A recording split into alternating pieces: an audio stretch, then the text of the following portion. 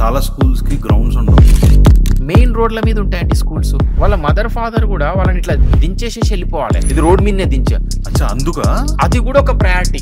HM ఏమడుగుతాడు, నీకు ఆగస్ట్లో ఎంత సిలబస్ అయింది, సెప్టెంబర్లో ఎంత అయిందని అడుగుతాడు. పాపం టీచర్లకు కూడా ఏంటంటే ఇట్లా క్వశ్చన్ అడిగేటోని ఎంకరేజ్ చేస్తే ఆ 45 నిమిషాల క్లాస్ ఊరికే క్వశ్చన్లకే అయిపోతుంది. సిలబస్ కంప్లీట్ కావాలంటే ఆ క్వశ్చన్ చేసేటోని నోరు ముప్పియాలి.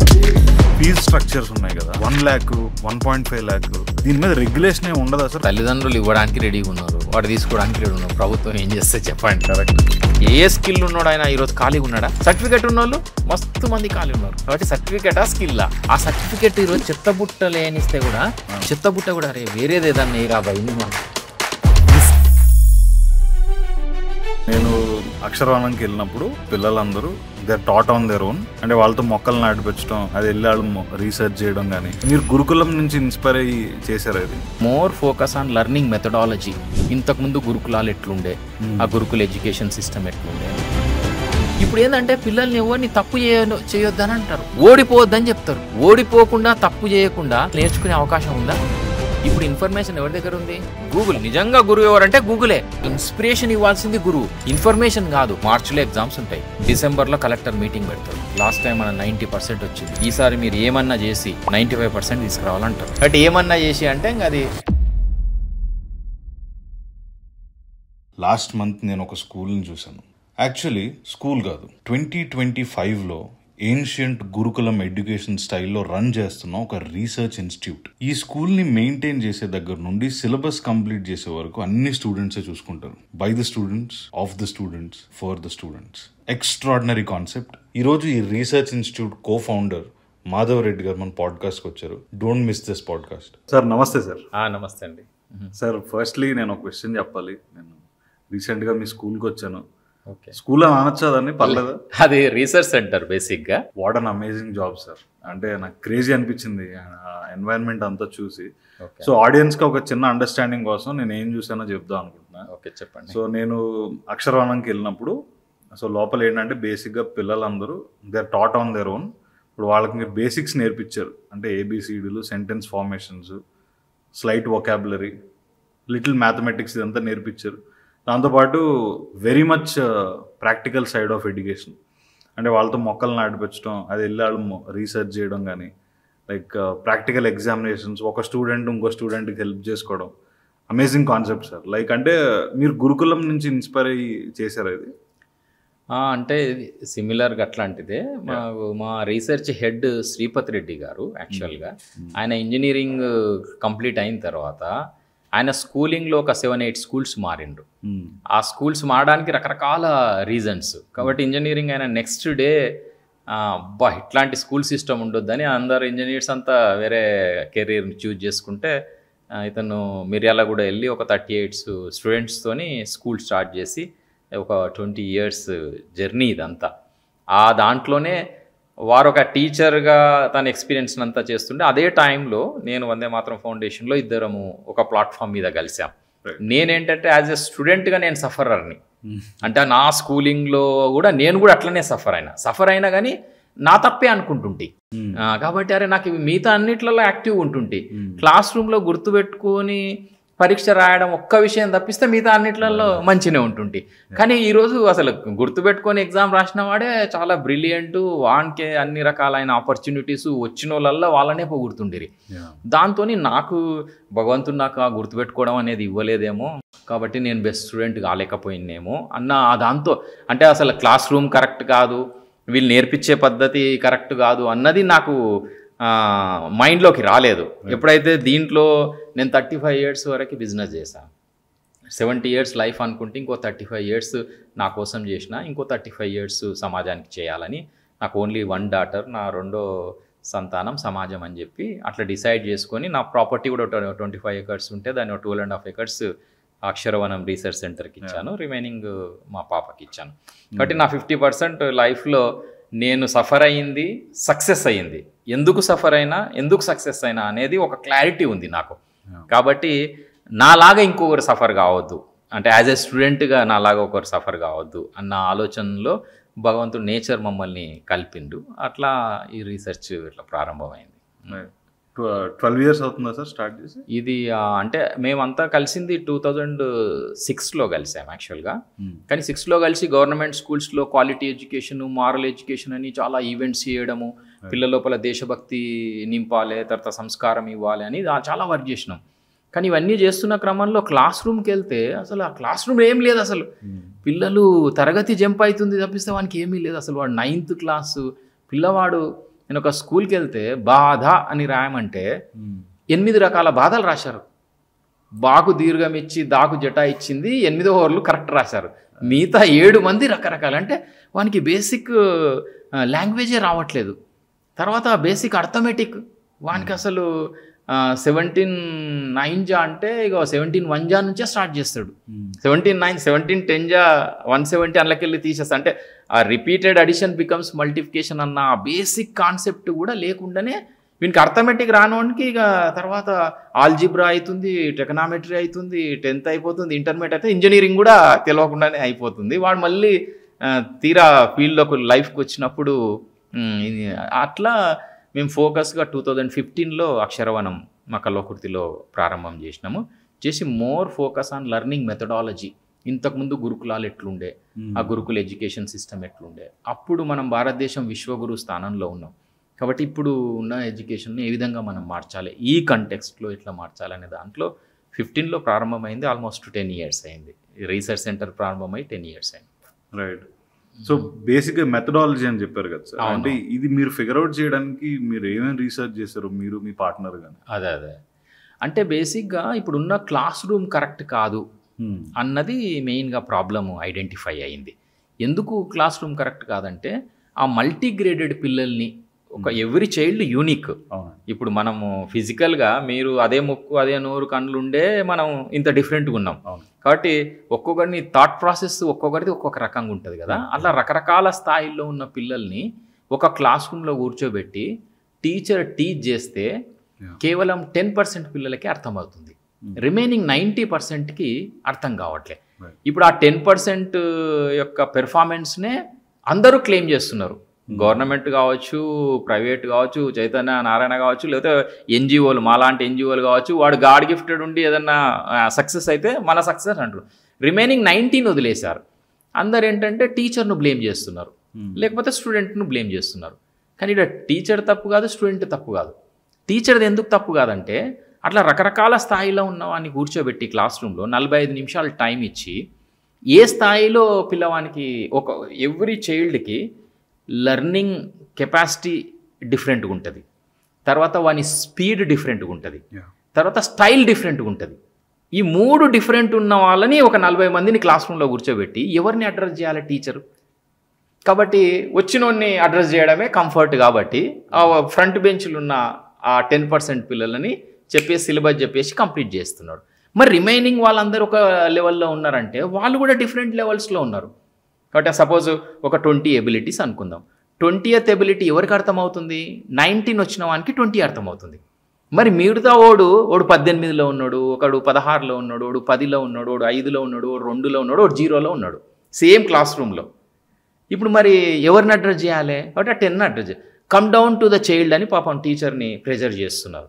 చేస్తే టీచరు మరి కమ్ డౌన్ విత్ చైల్డ్ 10 ఉన్న దగ్గరికి పోవాలన్నా, 1 ఉన్న దగ్గరికి పోవాలన్నా? ఇది బేసిక్ ప్రాబ్లం, క్లాస్ రూమే ప్రాబ్లం. ఈ కోర్ని అడ్రస్ చేయకుండా ఇక మీరు ఎన్ని టెక్నాలజీ ఉపయోగించినా లేకపోతే ఏం చేసినా కూడా అది అడ్రస్ కాదు. కాబట్టి వెరీ సింపుల్ ఫార్ములా ఏంటంటే వాడు 10 వచ్చిన వాడు 11 నేర్చుకోవాలి. 11 నేర్చుకోవాలంటే మళ్ళీ టీచరే వచ్చి 11 నేర్పాల్సిన అవసరం లేదు. 15 వాడు 11 నేర్పిస్తాడు. తర్వాత 15 వాడు 16 నేర్చుకోవాలి, 20 వాడు నేర్పిస్తాడు. అట్లా పియర్ లెర్నింగ్ అనే దాన్ని మనం ఇంట్రడ్యూస్ చేసినాం. ఇది అన్నిటికీ వర్తిస్తుంది. అంటే ఇందులో ఉన్న బ్యూటీ కూడా ఏంటంటే అసలు ఎడ్యుకేషన్ యొక్క పర్పస్ నా ఫీలింగ్స్ని మీకు అర్థమయ్యేటట్టు చెప్పడము, మీ ఫీలింగ్స్ని నేను అర్థం చేసుకోవడం, కమ్యూనికేషన్ కదా. ఇది కోర్ కదా. ఇదేది ఎగ్జామ్ కోసం కాదు. రేపు పెళ్ళైతే భార్యాభర్తల రిలేషన్ కావచ్చు, మనకు పిల్లలైతే పిల్లలకి తల్లిదండ్రులకు రిలేషన్ కావచ్చు, మన్మళ్ళు అయితే తాతకి మన్మన్కి కమ్యూనికేషన్ అంటే అందరూ ఏమనుకుంటే స్టేజ్ మీద రేవంత్ రెడ్డి లాగా కేసీఆర్ లాగా మాట్లాడాలి, మోడీ లాగా. అది కమ్యూనికేషన్ కాదు, అసలు ఫీలింగ్స్ని ప్రాపర్గా కమ్యూనికేట్ చేయడం. అది ఎందుకు మిస్ అయిందంటే ఈ క్లాస్ రూమ్ వల్లనే మిస్ అయింది. మీరు చూడండి లాజిక్ కూడా, మీరు 3 years లోపు పిల్లలు ఎంత మంచి మాట్లాడతారు. అవును సార్. వాడు క్రియేటివ్గా వానికి నోట్లో ఏ క్వశ్చన్ వస్తే ఆ క్వశ్చన్ అడుగుతుంటాడు. అడుగుతుంటే వాళ్ళ అమ్మ, వాళ్ళ నాన్న, వాళ్ళ అమ్మమ్మ, నానమ్మ, తాత, పక్కింటోళ్ళు వీళ్ళు ఎవ్వరు ఆన్సర్ చేయలేరు వాడిని. అంత వానికి ఒక క్వశ్చన్ అయిపోయిన వెంబడే కౌంటర్ క్వశ్చన్ వస్తూనే వస్తుంటుంది. ఇక వానికి ఏంటంటే అమ్మ వీడిని స్కూల్ వేస్తే చక్కగా అవుతాడని చెప్పి స్కూల్ వేసేస్తారు.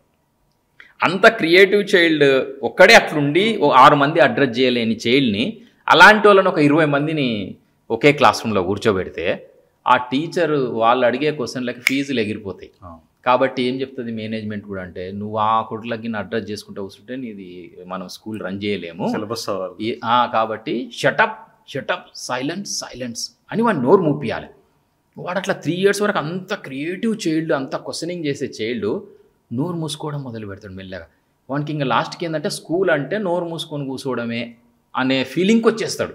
మీరు చూడండి స్కూల్కి పోయిన తర్వాత వాడు అంతవరకు హైపర్ యాక్టివ్ ఉంటాడు, వాడు స్లోగా ఇంకా నోరు బంద్ అయిపోతుంది. ఎందుకంటే వన్ సైడ్ టీచర్ చెప్పడము, వీడు ఇట్లా కూర్చొని వినడమే. కాబట్టి అట్లా లాస్ట్కు కానీ మళ్ళీ లైఫ్లో ఏం అవసరం అని అంటే కమ్యూనికేషన్ అవసరం. కానీ ఆ కమ్యూనికేషన్ అసలు లేనే లేదు క్లాస్ రూమ్లో. కాబట్టి ఇప్పుడు అక్షరవణంలో జరిగే ఆ మెథడాలజీలో కమ్యూనికేషన్ కూడా అసలు వీడు 10 వచ్చిన వానికి 11 చెప్పామంటే 15 వాడు అబ్బా ఈయనకి ఎట్లా చెప్తే అర్థమవుతుంది. నేను 11 నేర్చుకునేటప్పుడు నాకేమేమి స్ట్రగుల్ ఉండే ఆ స్ట్రగుల్ని అంతా గుర్తుకు తెచ్చుకొని అరే ఈయనకి ఎట్లా చెప్తే అర్థమవుతుందని ఆలోచిస్తాడు. అరే నువ్వు బాత్రూమ్ పోయిరప్ప నేను అని అబ్బాయి కొడుకుకి ఎట్లా చెప్తా, అరే నాకు కూడా ఆ ప్రాబ్లం అట్లుండే కాబట్టి నేను ఇట్లా చెప్తే వానికి అర్థమైపోతుంది. తర్వాత వానికి కూడా ఎంత కంఫర్ట్, దోస్తుతో అడగడం అనేది ఎంత కంఫర్ట్, మంచిగా వాడు కూర్చొని వాళ్ళిద్దరు మంచి మాట్లాడుకుంటారు. అరే ఏమైందిరా సమంతకు నాగ చైతన్యకి ఏమైందని అన్నీ మాట్లాడుకుంటారు. అంటే అసలు ఆ స్వేచ్ఛాపూరిత వాతావరణంలోనే లెర్నింగ్ ఉంటుంది.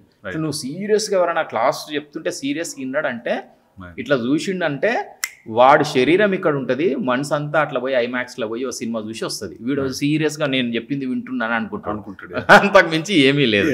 కాబట్టి ఆ కమ్యూనికేషన్ బిల్డ్ కావడం కోసము ఇది మా మెథడాలజీలో చాలా బాగుంటుంది.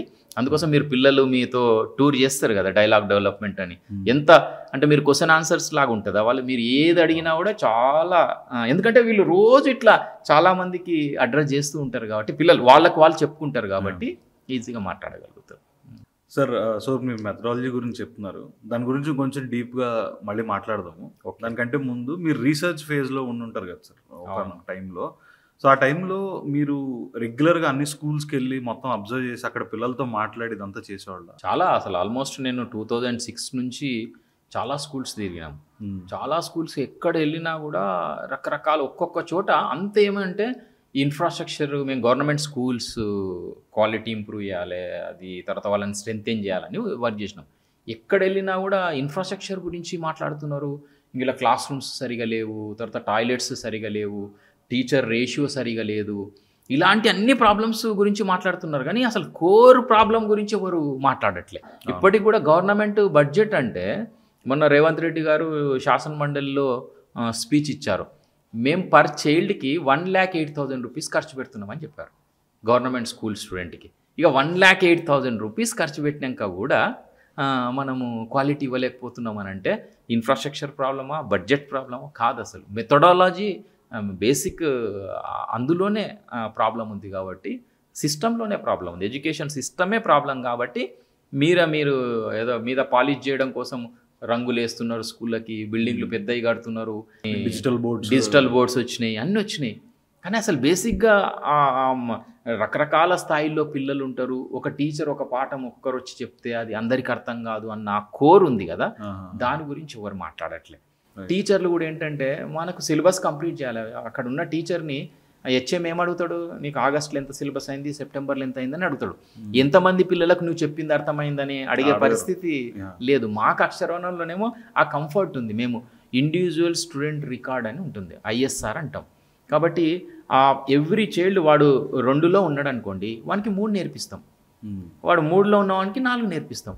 కాబట్టి వాడిని అసలు ఫౌండేషన్ ఇవ్వడంలోనే సిస్టమ్ ఫెయిల్ అయింది. తర్వాత మా కోర్ కూడా ఏంటంటే how to learn, how to think. అంటే నేర్చుకోవడం ఎలాగో నేర్పివ్వడము, ఆలోచించడాన్ని అలవాటు చేయడం. ఈ కోర్ ఎలిమెంట్ మనం ఫౌండేషన్లు ఇచ్చినాక ఆ తర్వాత మీ స్టూడియోలో ఏ వర్క్ ఉన్నా స్టూడియోకి అడాప్ట్ అవుతాడు, లేదు అంటే అగ్రికల్చర్కి పోతే అగ్రికల్చర్కి అడాప్ట్ అవుతాడు, స్పేస్కి పోతే స్పేస్లో కూడా అడాప్ట్ అవుతాడు. కాబట్టి అట్లా వచ్చింది ఇది. అంటే స్కూళ్ళల్లో అన్ని ప్రాబ్లమ్స్ చూసి మేము మాకు అంతకుముందు ఏంటంటే మేము కూడా ఇన్ఫ్రాస్ట్రక్చర్ ఇప్పించడం మొదలుపెట్టినాము, ప్రైజెస్ ఇవ్వడము, ఎంకరేజ్. ఎవరికి ఇస్తాం ప్రైజ్? టాప్ వచ్చిన వాడికే ఇస్తాం. అందరు వచ్చి ఆ టాప్ వచ్చిన పిల్లల గురించే మాట్లాడుతున్నారు.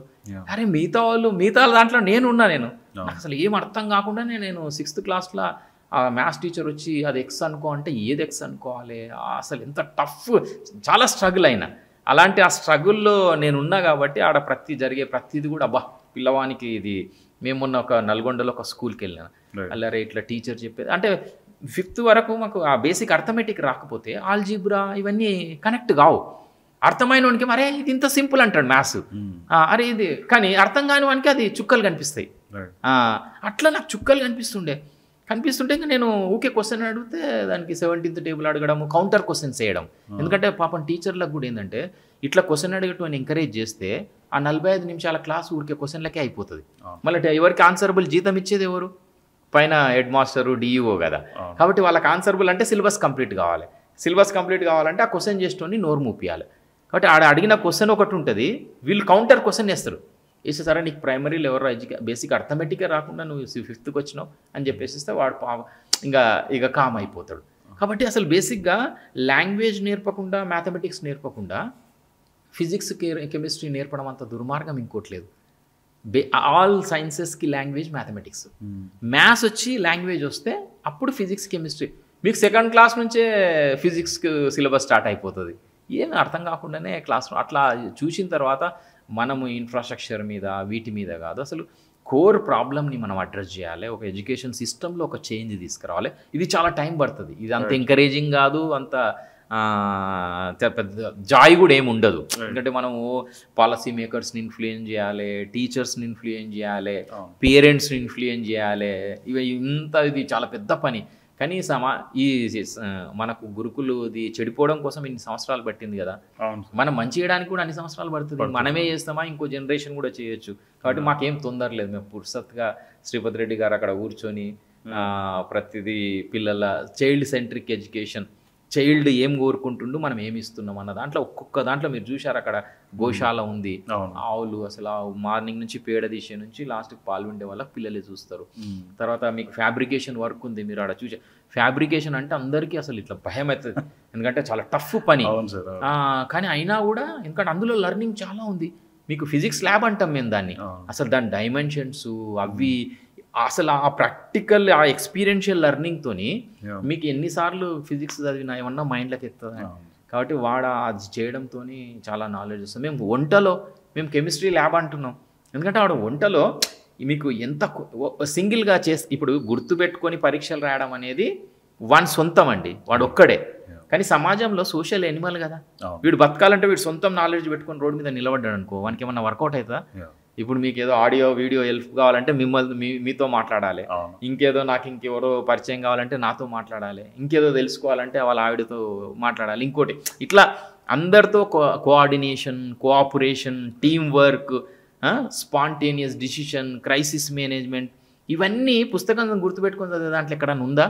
మీకు వంట రూమ్లో చూడండి, ప్రిపరేషన్ ముందే ప్లాన్ చేసుకోవాలి కదా. ఎంతమంది ఆడ మీకు మెనూ తయారు చేసిన చూశారు కదా, మెనూ తయారు చేసుకోవాలి. రేపు ఏదో 124 ఉన్నారు, 124 పప్పు ఉండాలంటే ఒక మనిషి ఎన్ని గ్రాములు తింటాడు? 3 గ్రాములు తింటాడు. 3 గ్రాములు 124 × 3 ఇన్ని గ్రాములు. దీనికి ఎన్ని గ్రాముల ఉప్పు కావాలి, ఎన్ని గ్రాముల ఆయిల్ కావాలి, ఇదంతా ప్రిపరేషన్ జరగాలి కదా. అసలు మళ్ళీ ఆ అందాదా, ఇప్పుడు చదువు లేనివాడైతేనేమో అందాదా చేతికి వస్తుంది, ఇట్లా వేస్తాడు. మరి చదువుకున్న వాళ్ళకి, చదువు రాని వాళ్ళకి అందాద ఎట్లయితుంది? అందాద అట్లా మా శ్రీపతి రెడ్డి గారు వాళ్ళ అమ్మ అందాదా, వాళ్ళ అమ్మ నాన్నమ్మ అందాదా అంటే తెలుసు కదా, నాకు ఐడియా లేదు. అది అంటే యావరేజ్ అంటే ఇప్పుడు వాళ్ళ అమ్మ ఇంత వేస్తుంది ఇట్లా చెయ్యి పెట్టుకొని, వాళ్ళ నానమ్మ ఇంకొక ఉంటుంది. వీటన్నింటిని యావరేజ్ తీసేసేసి దాన్ని స్టాండర్డైజ్ చేసిండ్రు. చేయడంతో అట్లా ప్రిపరేషన్ అవుతుంది. తర్వాత అక్కడ వర్క్ చేసేటప్పుడు కూడా ఉల్లిగడ్డలు కట్ చేసి అలా టైంకి, తర్వాత దాని మీద స్టవ్ మీద ఉంటుంది. ఉల్లిగడ్డలు టక్కున వేసేస్తే చిల్లే అవకాశం ఉంది. కాబట్టి స్పాంటేనియస్గా వెనక్కి తగ్గాలి. తర్వాత కూరగాయలు అందులో ఎప్పుడు వేయాలి, వేసిన తర్వాత అది వేడిగా ఉండాలంటే ఇంకేం చేయాలి, తర్వాత దీన్ని వడ్డియాలంటే ఏం చేయాలి, ఇంతమంది హెల్ప్ తీసుకొని చేయాలి. సేమ్ ఇక్కడ ఉండే అన్ని థింగ్స్ కూడా రేపు స్పేస్కి పోయినా కూడా వర్క్ మారుతుంది, కానీ యాటిట్యూడు, తర్వాత కొలాబరేషను, టీం వర్క్ అనేది మారదు. కాబట్టి చిన్నప్పటి నుంచే ఓన్లీ మెమొరీని ఇంప్రూవ్ చేయడం కాకుండా రకరకాల లైఫ్కి అవసరమైన లైఫ్ స్కిల్స్ ఇవ్వడం కోసమే అక్కడ ప్రయత్నం జరుగుతూ ఉంది. ఇప్పుడు ఇంతకుముందు మన గురుకులాలు ఉండేనండి. ఆ గురుకులాలలో రాజు కొడుకు, సైనికుని కొడుకు, రకరకాల వృత్తుల్లో ఉన్న కొడుకు, వాళ్ళ పిల్లలందరూ కూడా గురుకులంలోనే చదివే. ఆ గురువు రకరకాల పనులు చేస్తూ పిల్లల్ని అందులో ఇన్వాల్వ్ చేసేది. ఆ ఇన్వాల్వ్ చేసినప్పుడు ఆ ప్రాక్టికల్గా వాళ్ళతో పని చేయిస్తున్నప్పుడు ఒక్కొక్కరికి ఒక్కొక్క యాటిట్యూడ్ ఉంటుందండి. మీరు ఇక్కడ కూర్చొని స్టూడియోలో ఒక 10 గంటలు పని చేయమంటే పని చేసే అలవాటు ఉంటుంది. నాకు అసలు గంట తర్వాత బండి వేసుకొని ఇట్లా తిరగకపోతే నాకు పిచ్చి లేచిపోతుంది. నాకు తిరగకపోతే పిచ్చి లేస్తుంది, మీకు తిరిగితే పిచ్చి లేస్తుంది. కాబట్టి ఒక్కొక్కరిది ఒక్కొక్కరు.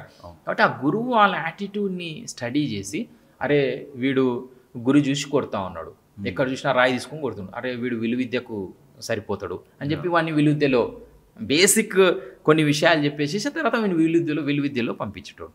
ఒక అతను బాగా మొక్కలు ఏ మొక్క చూసినా కూడా దాన్ని స్టడీ చేయడము, చూడడము, చాలా ఇంట్రెస్టింగ్గా చూస్తున్నా, అరే వీడు ఆయుర్వేదిక్ అక్కరొస్తాడు కాబట్టి ఆ మొక్కలు ఎంబడి వాడిని పంపించడం.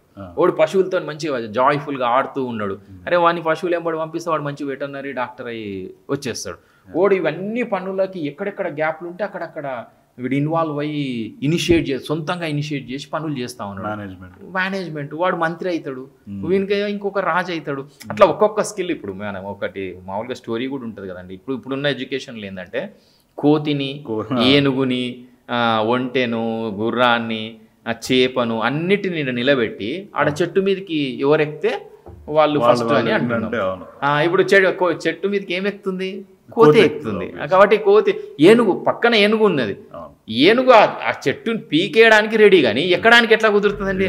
కాబట్టి అట్లా ఏనుగులాగా, గుర్రంలాగా అట్లా రకరకాల కెపాసిటీస్ ఉన్న పిల్లలకి అందులో ఎంకరేజ్ చేయడం కోసం అది స్కూల్ స్ట్రక్చర్ కూడా ఎవ్రీ విలేజ్లో ఒక 100 మెంబర్స్ ఉంటుండేది. వాళ్ళ ఫ్యామిలీ బ్యాక్గ్రౌండ్, వాళ్ళు కుమ్మరి దాంట్లో ఉన్నారనుకో, వాళ్ళు మార్నింగ్ లేవడం అలవాటు ఉంటుంది. తర్వాత వాళ్ళ అమ్మా నాన్న నుంచి కూడా కొన్ని జీన్స్ కొంత వచ్చి ఉంటుంది. కాబట్టి అవన్నీ కూడా ఇప్పుడు వాడిని అర్థం చేసుకొని, వాని బ్యాక్గ్రౌండ్ని అర్థం చేసుకొని, వాని స్కిల్ అర్థం చేసుకొని వాడిని ఆ రంగంలో ఎంకరేజ్ చేస్తే అట్లా మనము ఒక్కొక్క పిల్లవాడి మీద అట్లా రీసెర్చ్ జరిగి మన పిల్లలందరూ కూడా భారతదేశంలో ఏ రంగంలో పోయినా, ఖగోళ శాస్త్రం వెళ్ళినా, లేకపోతే ఆయుర్వేదం వెళ్ళినా, యోగా వెళ్ళినా, ఇట్లాంటి ఏ రంగంలో చూసినా మన ప్రపంచంలో మనం నెంబర్ 1 ఉన్నాం. కాబట్టి ప్రపంచ దేశాల నుంచి అనేక దేశాల నుంచి మన దగ్గరికి నేర్చుకోవడానికి వచ్చేది. అలాంటి ఈ దేశము మళ్ళీ వేరే బ్రిటిషర్ ఏం చేసిండండి, చాలా స్వార్థపూరితంగా మిగతా వాళ్ళు ఎవరు మనను 1200 years వేరే వాళ్ళు పరిపాలించినా వాళ్ళు ఎవరు మన రూట్స్ని డిస్టర్బ్ చేయలే. వారు రావడము, టెంపుల్ అని బలగొట్టడం, అందులో ఉన్న ధనం తీసుకోవడం, పోయి ఢిల్లీలో సీట్లో కూర్చోవడం.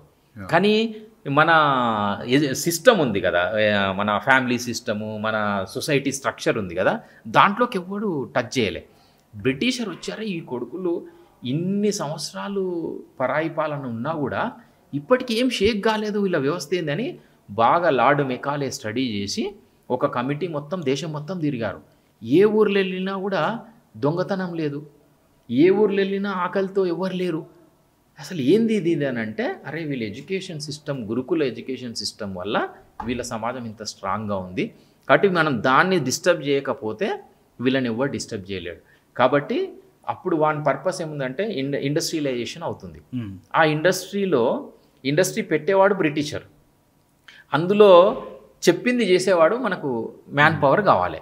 అంటే ఆలోచించడం అనేది మాని ఏది చెప్తే అది చేసేటోడు కావాలి, గుడ్డిగా ఫాలో అయ్యేటోడు కావాలి.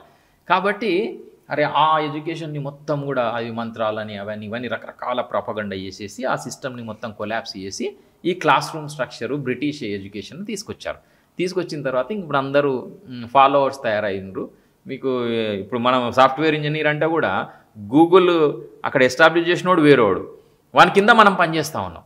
మనమే అసలు క్రియేటర్స్మి. మన భారతదేశమే చాలా విషయాల్లో ప్రపంచానికి ఒక దిశానిర్దేశం ఇచ్చింది. అలాంటిది ఈ క్లాస్ రూమ్ స్ట్రక్చర్ తీసుకొచ్చిన తర్వాత స్లోగా క్రియేటివిటీ అదంతా కూడా పోయి మనము ఫాలోవర్స్గా స్లేవ్స్ అయిపోయినాం. మీరు ఇది అబ్జర్వ్ చేసి ఉంటారు చాలా స్కూల్స్లో. చాలా స్కూల్స్కి గ్రౌండ్స్ ఉండవు. అవును. అంటే ఫిజికల్ ఎడ్యుకేషన్ అనేది, అంటే అది కూడా ఎడ్యుకేషనే కదా, దే ఆర్ లీస్ట్ అనమాట, లీస్ట్ ప్రయారిటీ. పేరుకో పీఈటీ ఉంటాడు అని వాడు అసెంబ్లీకి తీసుకెళ్ళడానికి తప్ప ఇంకా ఏం చేయరు అనమాట. So how are you countering that problem sir? Games, sports మీరు ఎలా ఇన్కల్కేట్ చేస్తారు? అసలు అది చాలా ఇంపార్టెంట్ విషయం అసలు బాడీ. ఎందుకంటే వాడు శారీరకంగా దృఢంగా ఉంటేనే వాడు మానసికంగా ఏమైనా చేయగలుగుతాడు. 100 మీటర్స్ ఎంత టైంలో ఉరుకుతాడు, లేకపోతే ఒక స్కిప్పింగ్ చేస్తాడు, ఎంతసేపు స్కిప్పింగ్ చేస్తాడు, లేకపోతే ఒక ఆట ఆడతాడు, ఎంతసేపు ఆడతాడు. ఆ ఫిజికల్ ఎడ్యుకేషన్ లేకుండా మీరు మిగతా ఎడ్యుకేషన్ ఇవ్వడం అనేది దుర్మార్గం అసలు. అంటే అందరూ ఏమనుకుంటారు అంటే చదువు అంటే పనికి దూరంగా ఉండడము, ఏసీలో కూర్చొని పని చేయడము, అదే స్టడీ చదువు యొక్క సక్సెస్ అని అనుకుంటుండ్రు. అయ్యేసరికి పేరెంట్స్ ఏం కోరుకుంటే మేనేజ్మెంట్ స్కూల్స్ అవి ఇస్తుంది. కాబట్టి ఇప్పుడు మెయిన్ రోడ్ల మీద ఉంటాయండి స్కూల్ క్రెడిబిలిటీ అనేది అసలు ఎంత దారుణం. మీకు అసలు ఎక్కడ చూస్తే నేను ఈ మధ్య ఒక స్టడీ చేస్తే ఎందుకనంటే వాళ్ళ మదర్ ఫాదర్ కూడా వాళ్ళని ఇట్లా దించేసేసి వెళ్ళిపోవాలి, ఇది రోడ్ మీదనే దించా. అది కూడా ఒక ప్రయారిటీ. నేను ఏదో కల్వకుర్తిలో కొన్ని స్కూల్స్ దాని మీద స్టడీ చేస్తే ఇట్లా డ్రాప్ చేసి వెళ్ళిపోవాలి, డబ్బులు సంపాదించడం కోసం వెళ్తుండు. ఎవరి కోసం, ఎవరికి డబ్బులు అని అంటే పిల్లల కోసం, పిల్లల భవిష్యత్తు కోసమే అంటుండు. కానీ మరి పిల్లల భవిష్యత్తు స్కూల్లో ఉంది కదా, మంచి స్కూల్ వేయాలి కదా, తర్వాత టైం కూడా ఏడ స్పెండ్ చేయాలి. వెళ్ళి మేనేజ్మెంట్ సార్ మీరు ఇంత మంచి స్కూల్ పెట్టిన గ్రౌండ్ లేదు కదా సార్, తర్వాత పీరియడ్ ఉంది, ఆ పీఈటీ పీరియడ్ను కూడా మ్యాథ్స్ టీచరే తీసుకుంటాడు, ఎందుకంటే ఐఐటి ఫౌండేషన్ అని. మీరు 5th క్లాస్ 6th క్లాస్ నుంచి ఐఐటి ఫౌండేషన్ ఏందండి, ఫండమెంటల్స్ ఇవ్వాల్సిన టైంలో మీకు ఐఐటి ఫౌండేషన్ అని అదని. తర్వాత అట్లా ఆ క్లెవర్ ఉన్నది ఎక్కడైనా కూడా కొద్ది % ఉంటుందండి. వాళ్ళే సక్సెస్ అవుతారు, మిగతా వానికి అసలు ఛాన్సే లేదు. కానీ మిగతా వాళ్ళందరికీ ఆశ పెట్టి నిరుత్సాహం అయ్యేటోళ్ళు ఎంతమంది, 99% నిరుత్సాహం చేస్తున్నాం. ఏది ఈ ఏజ్లో వాడు రకరకాల పనులు చేస్తూ తర్వాత ఆటలు ఆడుతూ చాలా వాటికి ఎక్స్పోజ్ కావాల్సిన పిల్లవాడు ఓన్లీ అది టార్గెట్ పెట్టి లాస్ట్కి ఏమవుతుంది, మనకి ఏమైంది రిజల్ట్లో మీకు 1% వస్తుంది, మరి 99%. అప్పుడు ఇదంతా ఫెయిల్ అయిపోయిన తర్వాత, అప్పుడు డిగ్రీ అయిపోయిన తర్వాత, అప్పుడు సొసైటీలో ఏం ఆప్షన్స్ ఉన్నాయని అప్పుడు చూజ్ చేసుకుంటుండు. మరి ఇన్ని రోజులు ఇదంతా టైం వేస్ట్ కదా. నీ స్కూల్కి వచ్చిన పర్పస్ ఏంది? లర్నింగ్ ఏజ్ మొత్తం కూడా ఏమీ లర్నింగ్ లేక అన్లర్నింగ్తోని బయటకు వస్తున్నాడు. స్కూల్కి పోలేదనుకో వాడు చాలా నేర్చుకుంటాడు. అవును, సమాజంలో మనకు తెలుసు కదా, ప్రాక్టికల్గా మనం చూసినాం కదా, మనం బయటనే ఎక్కువ నేర్చుకున్నాం. కాబట్టి ఆ నేర్చుకునే ఏజ్, ఆ వయస్సు, అది చాలా ఫైర్ ఉండే ఏజ్లా మనం ఏం నేర్పియకుండా వాడిని మనమే అంధకారంలోకి నెట్టుతున్నాం అంతే. అంతకంటే ఇంకా బాధ అనిపిస్తుంది అది చూస్తే. సార్ ఇప్పుడు ఏపీ తెలంగాణ తీసుకుంటే government schools, private schools 2 sectors ఉన్నాయి కదా. సో మీరు గవర్నమెంట్ స్కూల్స్లో చూసిన మేజర్ ప్రాబ్లమ్స్ ఏంటి? ప్రైవేట్ స్కూల్స్లో మీరు గ్రౌండ్ లేకపోవడము, లైక్ ప్రాపర్ ఎడ్యుకేషన్ లేకపోవడం, లర్నింగ్ ఇప్పుడు గవర్నమెంట్ స్కూల్స్లో నాకు తెలిసి ఖచ్చితంగా గ్రౌండ్ ఉండాలి కదా గవర్నమెంట్ స్కూల్కి. ఉంది ఆల్రెడీ చాలా స్కూల్స్లలో మంచి పెద్ద ప్లేసే, విలేజ్లో ఎవరో డొనేషన్ ఇచ్చారు, గవర్నమెంట్ దగ్గర కూడా ల్యాండ్ చాలా ఉంది కాబట్టి మంచి స్కూళ్ళకే ఉంది, గ్రౌండ్ ఉన్న స్కూల్ ఉన్నాయి సార్. కానీ అక్కడ మేజర్ ప్రాబ్లం ఏంటంటే ఎవరు పోవట్లేదు, టీచర్లు కూడా చాలా మంది క్లాసులకు కూడా వెళ్ళరు సార్. అంటే నేను లైవ్ గా చూసాను ఇది, అందుకని చెప్తున్నా. ఓకే చాలా మంది క్లాసులకు వెళ్ళరు, చెప్పరు, వాళ్ళ జీతాలేమో ఆల్మోస్ట్ 70,000 to 1 lakh ఉంటాయి. మీరు ఈ ప్రాబ్లమ్స్ చూసారా సార్? అంటే పిల్లల దగ్గర నుంచి విన్నారు ఈ కంప్లైంట్, క్లాసుల్లోకి ఎవరు రావట్లేదు, మాకేం లెసన్ లేదు. ఇంతకు ముందు ఉంటే అట్లా, కానీ అసలు బేసిక్ ఏంటంటే వాళ్ళకు కూడా రకరకాలుగా, అంటే ఏ మాత్రం పేరెంట్ కొద్దిగా మా పిల్లవాడిని మంచి చదివిపియాలి అన్న ఆలోచన ఉన్న ప్రతి ఒక్కరు ప్రైవేట్ స్కూల్కి పంపించేస్తుంది. ఆడ మంచిగా ఉందా మంచిగా లేదని ఇంకా ఆ డీటెయిల్లోకి పోవాల్సిందే. వాడు 7 o'clock ఊర్లో బస్సు వస్తుంది, 7 o'clock వాడిని బస్సు ఎక్కిచ్చేసి ఇట్లా చెయ్యి ఊపితే ఇంకా వాడు ఐఏఎస్ అయిపోయినట్టు, లేకపోతే ఐఐటి అయిపోయి జాబ్లో జాయిన్ అయిన ఫీలింగే వస్తుంది. ఎందుకంటే కష్టపడి సంపాదించిన డబ్బు అట్లా ఖర్చు పెట్టడం ద్వారానే ఎడ్యుకేషన్ వస్తుందన్న. ఈ ఫ్రీ ఇవ్వడంతో దీనికి అసలు విలువ లేకుండా, వాల్యూ లేకుండా పోయింది. ఇంకా దాంట్లో టీచర్స్ అన్నీ జనరలైజ్ చేయలేము, కాకపోతే పేరెంట్స్, సొసైటీ ఆ డిమాండ్ను బట్టే ఉంటుంది కదా. ప్రయారిటీస్ కూడా మారిపోయినాయి. పాపం వాళ్ళు చదువు లేని తల్లిదండ్రులు అందరూ ఉన్నారు, వాళ్ళు ఏం పెద్దగా పిల్లల మీద ఫోకస్ పెట్టట్లేదు. తర్వాత సిస్టమ్ కూడా ఎడ్యుకేషన్ సిస్టంలో కూడా ఇంతకుముందు బాగా నెంబర్ ఎక్కువ ఉంటుండే. ఒక్కొక్క స్కూల్లో 500, 600, 1000 ఉంటుండే. కాబట్టి ఆ స్టూడెంట్ టీచర్ రేషియో ఎక్కువ ఉన్నప్పుడు టీచర్లు లేని కారణంగా మేము చెప్పలేకపోతున్నాం అన్నది ఒక ప్రాబ్లం ఉండే. ఇప్పుడు మొత్తం హై స్కూల్ ఉంటుంది, 30-40 స్ట్రెంత్ ఉంటుంది. ఇప్పుడు స్ట్రెంత్ లేనందుకు ఫీల్ రావట్లేదు అంటున్నారు. కాబట్టి ఎక్కడో గ్యాప్ ఎక్కడో ఉంది. ఇంకా దాన్ని ఆ డీటెయిల్లోకి ఎక్కువ పోవడం కంటే ప్రాబ్లము ఈ గవర్నమెంటా ప్రైవేటా కాదు, ఎడ్యుకేషన్ సిస్టమే ప్రాబ్లం ఉంది. కాబట్టి ఇంకొద్ది నాకేమనిపిస్తుంది అంటే పాపం గవర్నమెంట్ స్కూల్లో ఆ గ్రౌండ్లో టీచర్లు పట్టించుకున్నా కనీసం ఆ ఫెసిలిటీస్తోని వాడు ఏదో కొంత ఆడుతున్నాడు చేస్తున్నాడు. కానీ ప్రైవేట్ స్కూల్లో వాడు డబ్బులు ఇచ్చి డైరెక్ట్గా షట్టర్లోకి ఎక్కాలండి. డైరెక్ట్గా షట్టర్ ఫస్ట్ ఫ్లోర్లో ఉంటుంది, మెట్లు ఎక్కితే క్లాస్ రూమ్లోకి పోతాడు, మళ్ళీ మెట్లు దిగితే రోడ్ మీదకి వస్తాడు. అట్లా ఒక 5-6 అవర్స్ అట్లా అర్థం కాంది వింటూ. ఇప్పుడు క్లాస్ రూమ్లో ఎంతమందికి అర్థమవుతుంది? 10%కి అర్థమవుతుంది. మిగతా 90% పిల్లలు అర్థం కాంది వింటూ అన్ని గంటలు వానికి నరకం చూపిస్తున్నామండి. అంటే ఇది ఒక్కరిది ఇద్దరి సమస్య కాదు. ఇప్పుడు ఆల్మోస్ట్ 15 crores చిల్డ్రన్ ఈ ప్రాబ్లమ్ని ఫేస్ చేస్తున్నారు. కానీ ఎవ్వరు అడిగేవాళ్ళు లేరు. అదే ఈ మధ్య నల్గొండలో ఒక స్కూల్కి వెళ్ళినప్పుడు అక్కడ పిల్లలతో మాట్లాడుతూ నాకు ఈ గుర్తుపెట్టుకోవడము పరీక్షలు రాయడం అనేది చాలా టఫ్ ఉంటుండే. నేను ఏదైనా క్వశ్చన్ అడిగినా కూడా అరే నువ్వు ప్రైమరీలో ఫౌండేషన్ నీకు సరిగా లేదు, నీకు ఇప్పుడు అర్థం కాదు అని వచ్చిన వాళ్ళకి పాఠం చెప్పుకుంటూ పోతుండే. నేను క్వశ్చన్లు అడిగితే కౌంటర్ క్వశ్చన్ వేయడం మొదలు పెడుతుండే. ఇంకా కాబట్టి అరే సార్ చెప్పింది నాకు అర్థం కాదు, కాబట్టి నా కెపాసిటీ ఎక్కడుందో దాంట్లో నేను ఎక్స్పర్ట్ కావాలి అన్న దాంట్లో నేను చాలా పనులు నేర్చుకున్నా. స్పోర్ట్స్లో ఎక్సెల్ అయినా, తర్వాత టాయిలెట్ క్లీన్ చేయడము, గ్రౌండ్ క్లీన్ చేయడము, బెంచీలు సర్దడము, ఎవరైనా అతిథులు వస్తే వడ్డీయడము, ఇలాంటి చాలా స్కిల్స్ నేను నేర్చుకున్నా.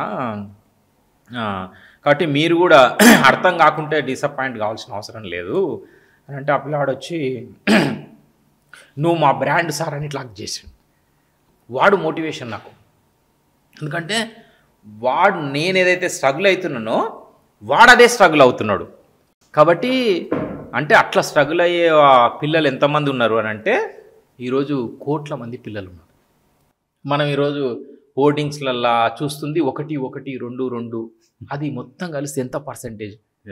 వాళ్ళ గురించే సిస్టమ్ మొత్తం పనిచేస్తూ ఉంది, వాళ్ళ గురించే ప్రైవేట్ ఇన్స్టిట్యూషన్స్. ఎందుకంటే వాళ్ళ డబ్బుల కోసము మీరు ఇంకా చూస్తే ఒకటే ర్యాంకు అన్ని ఇన్స్టిట్యూషన్స్ క్లెయిమ్ చేస్తాయి. బ్యానర్ల పైన సేమ్ ఫోటోలు ఉంటాయి చాలా సార్లు. కాబట్టి అది 0.11% చూసి ప్రతి ఓడి డబ్బులు ఎడ్యుకేషన్ ఇన్స్టిట్యూట్ కట్టేటప్పుడు వాళ్ళ పిల్లలు ఆ ఫోటోలు ఉన్నట్టుగా చూసుకుంటున్నారు. దానికి ఎంత స్కోప్ ఉంది? 0.000. కాబట్టి మనం ఎక్కడ మోసం చేస్తున్నాము? తల్లిదండ్రులను మోసం చేస్తున్నాము, ఏమి అమాయకమైన పిల్లల్ని మనము మోసం చేస్తున్నాం. కాబట్టి ఎడ్యుకేషన్ సిస్టంలో అందరం కలిసి దీన్ని మార్చాలి. చాలామంది సైకాట్రిస్టులతో మాట్లాడాను it's part of my podcasting.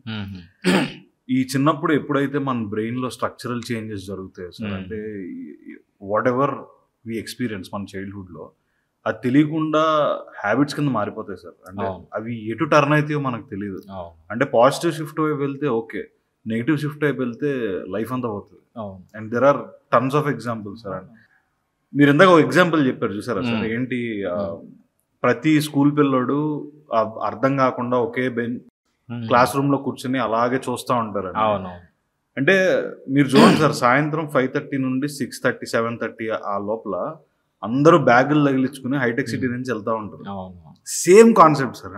అంటే మేబీ ఇక్కడి నుంచే మేబీ స్పోర్ట్స్లో ఉన్నవాళ్ళు, అథ్లీట్స్, చిన్నప్పుడే కొంచెం ఆంటర్ప్రినర్షిప్ టేస్ట్ చూసిన వాళ్ళు ఇరుక్కోరు సార్ నాకు తెలిసిన. క్వశ్చనే లేదు నాకు. అందుకోసం అసలు స్కూల్ అనే దాంట్లో అసలు ఒక 3 days స్కూల్ ఉండాలి, రిమైనింగ్ 3 days ఒకరోజు స్పోర్ట్స్కి పంపించాలి.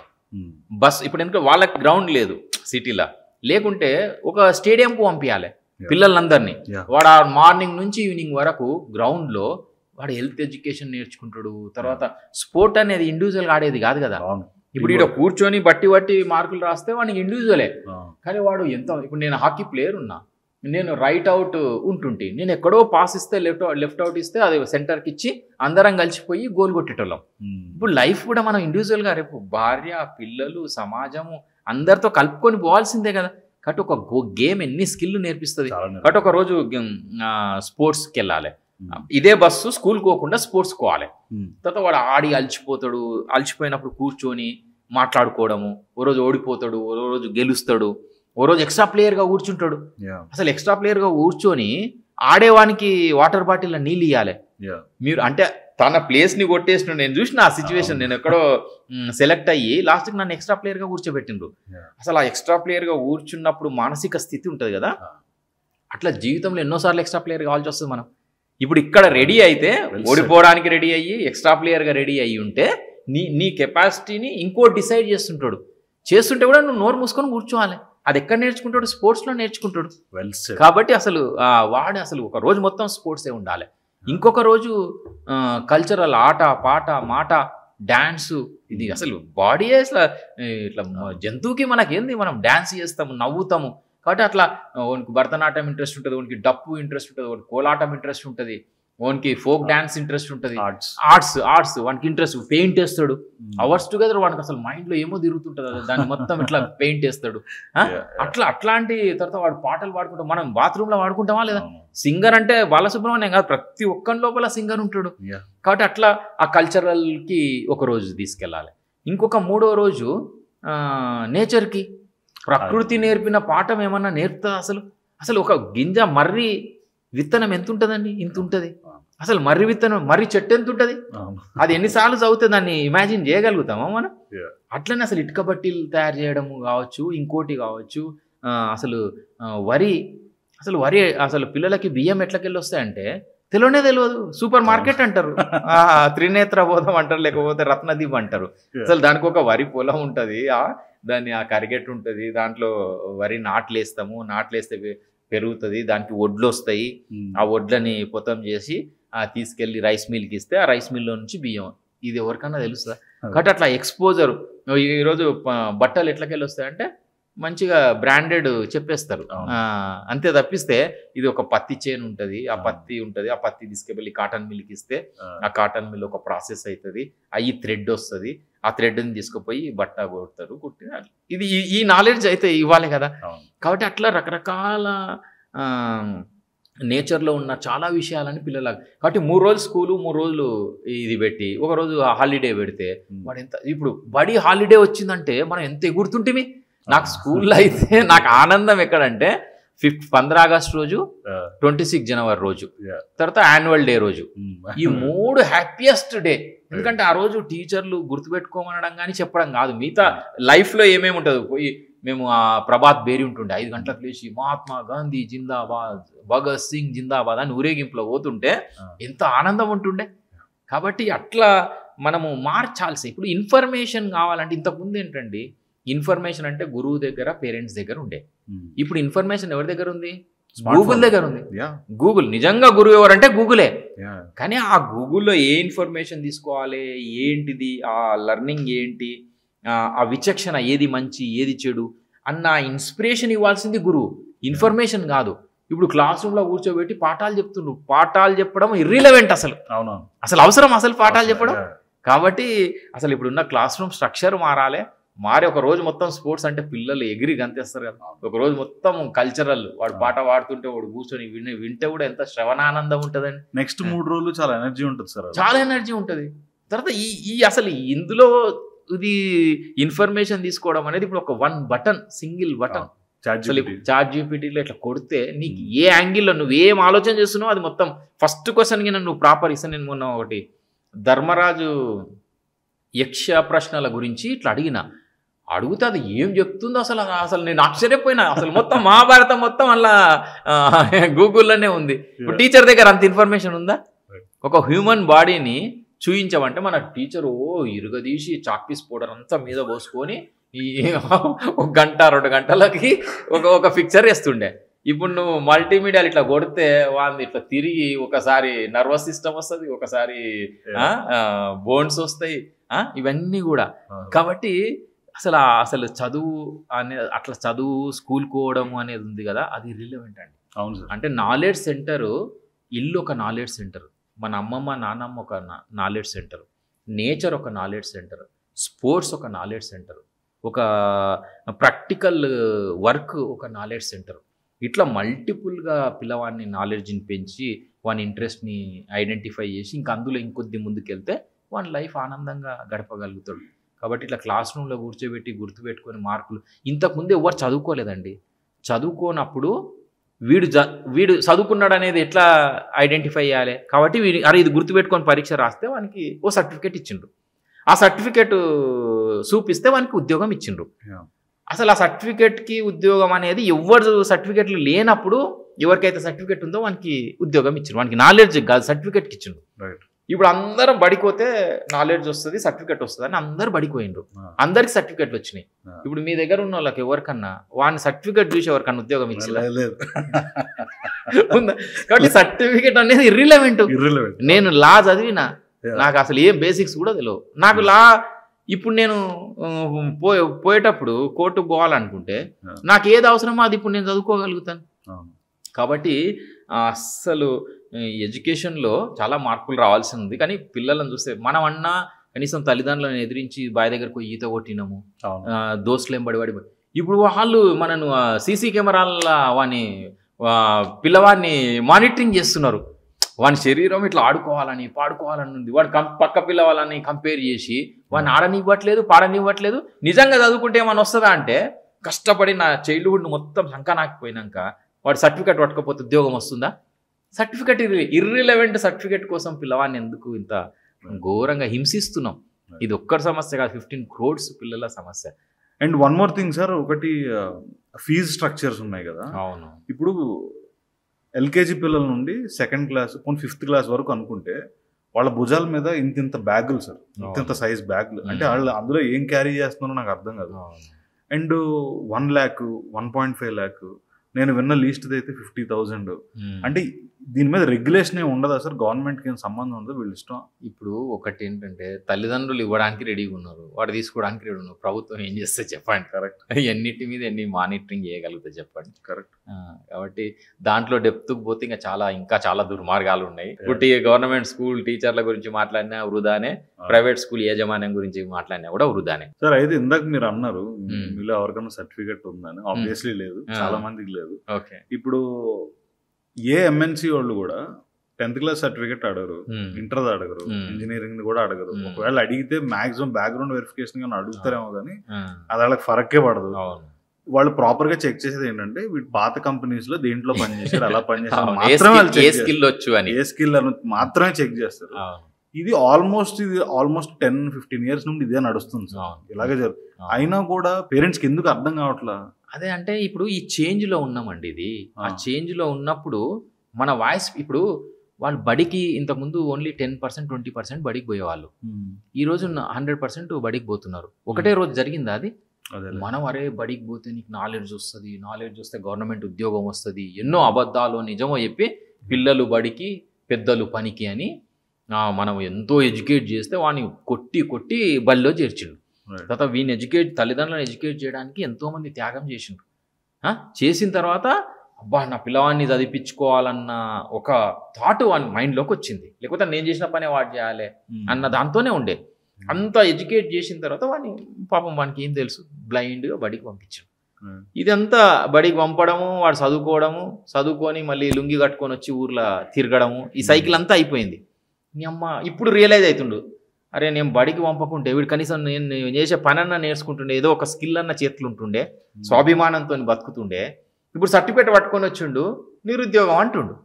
సర్టిఫికేట్ చూసి ఒక్కొక్క ఉద్యోగానికి టీచర్ ఉద్యోగాలు 7,000 ఉద్యోగాలు ఉంటే 7 లక్షల మంది అప్లికేషన్లు. ఐఏఎస్ ఐపీఎస్ మొత్తం కలిస్తే 1000 ఉంటే 10 లక్షల మంది ప్రిలిమ్స్ రాస్తారు. ఈరోజు మీకు ఇక్కడ అశోక్ నగర్లా, గాంధీనగర్లా, ఢిల్లీలో రాజేంద్ర నగర్లా యూపీఎస్సి. వాని చదువు అయ్యేపోదు, వానికి వాళ్ళ అమ్మ నాయన వీడి మీద ఎన్నో ఆశలు పెట్టుకుంటాడు. డిగ్రీ అయిన తర్వాత వాడు ప్రిపేర్ అయితేనే ఉంటాడు, కాంపిటేటివ్ ప్రిపేర్ అవుతాడు. దానికి ఏం లేదు, వాడికి పారామీటర్ లేదు, వాడి సక్సెస్ తెలియదు. ఎంత పర్సెంటేజ్ కోసము? పాయింట్ ఆ పర్సెంట్ కోసం వీనికి ఆ ప్రిపరేషన్లోనే కిందికి 35-40 ఏళ్ళు వస్తాయి. ఇంకా 40 ఏళ్ళు వచ్చినాక ఇంకా వాడి ఏంది జీవితం ఏమున్నది, 18-20 ఏళ్ళ పెళ్లి చేసుకొని ఓ 2 పిల్లలు అయ్యి పిల్లలు బడికి పోయాల్సిన ఏజ్లో ఇంకా వాడు ఇంకా చదువుకుంటూనే ఉన్నాడు, లైఫ్లో సెటిల్ కాలేదని. సర్టిఫికేట్ వైపు పోతే అదే సెటిల్మెంట్ అనేది వస్తుంది. కాబట్టి వాడి స్ట్రెంగ్త్ ఏంది, వీక్నెస్ ఏంది అనేది వాడు తెలుసుకునే విధంగా ఎడ్యుకేషనల్ ఇన్స్టిట్యూట్ ఉండాలి. కాబట్టి ఆ స్ట్రెంగ్త్ని, ఎందుకంటే యాటిట్యూడ్ బిల్డ్ కావడం అనేది స్కూలింగ్లోనే అవుతుందండి. ఆ తర్వాత నువ్వు ఎంత చెప్పు యాడ్ అవుతుంది కొద్ది అంత, కానీ వాడిని స్కిల్ ఇంప్రూవ్ కాదు. కాబట్టి వానికి ఏం చెప్పినావు అంటే నువ్వు చదువుకుంటే కూర్చొని, ఇప్పుడు వీళ్ళ చదువు సర్టిఫికేటు వాచ్మెన్ డ్యూటీకి దానికి మనకి వస్తుంది, ఎందుకంటే ఇట్లనే నిలబడాలి కదా పెద్ద, దానికి వేరే స్కిల్ ఏం అవసరం లేదు కదా. స్కిల్ ఉన్నోడు మంచిగా హాయిగా మీకు ఎక్కడ ఏ స్కిల్ ఉన్నోడు ఆయన ఈరోజు ఖాళీగా ఉన్నాడా? అవును సార్, ఎవరు ఖాళీగా లేరు. స్కిల్ ఉన్నోడు, సర్టిఫికేట్ ఉన్నోళ్ళు మస్తు మంది ఖాళీ ఉన్నారు. కాబట్టి సర్టిఫికేటా స్కిల్లా? కాబట్టి మొత్తం ప్రతి స్కూలు స్కిల్ నేర్పియాలి. యాటిట్యూడ్ బిల్డ్ కావడం కోసం స్పోర్ట్స్ని, నేచర్ని, రకరకాల మార్గాల ద్వారా వాని పిల్లవాడిని యాటిట్యూడ్ బిల్డ్ చేయాలి.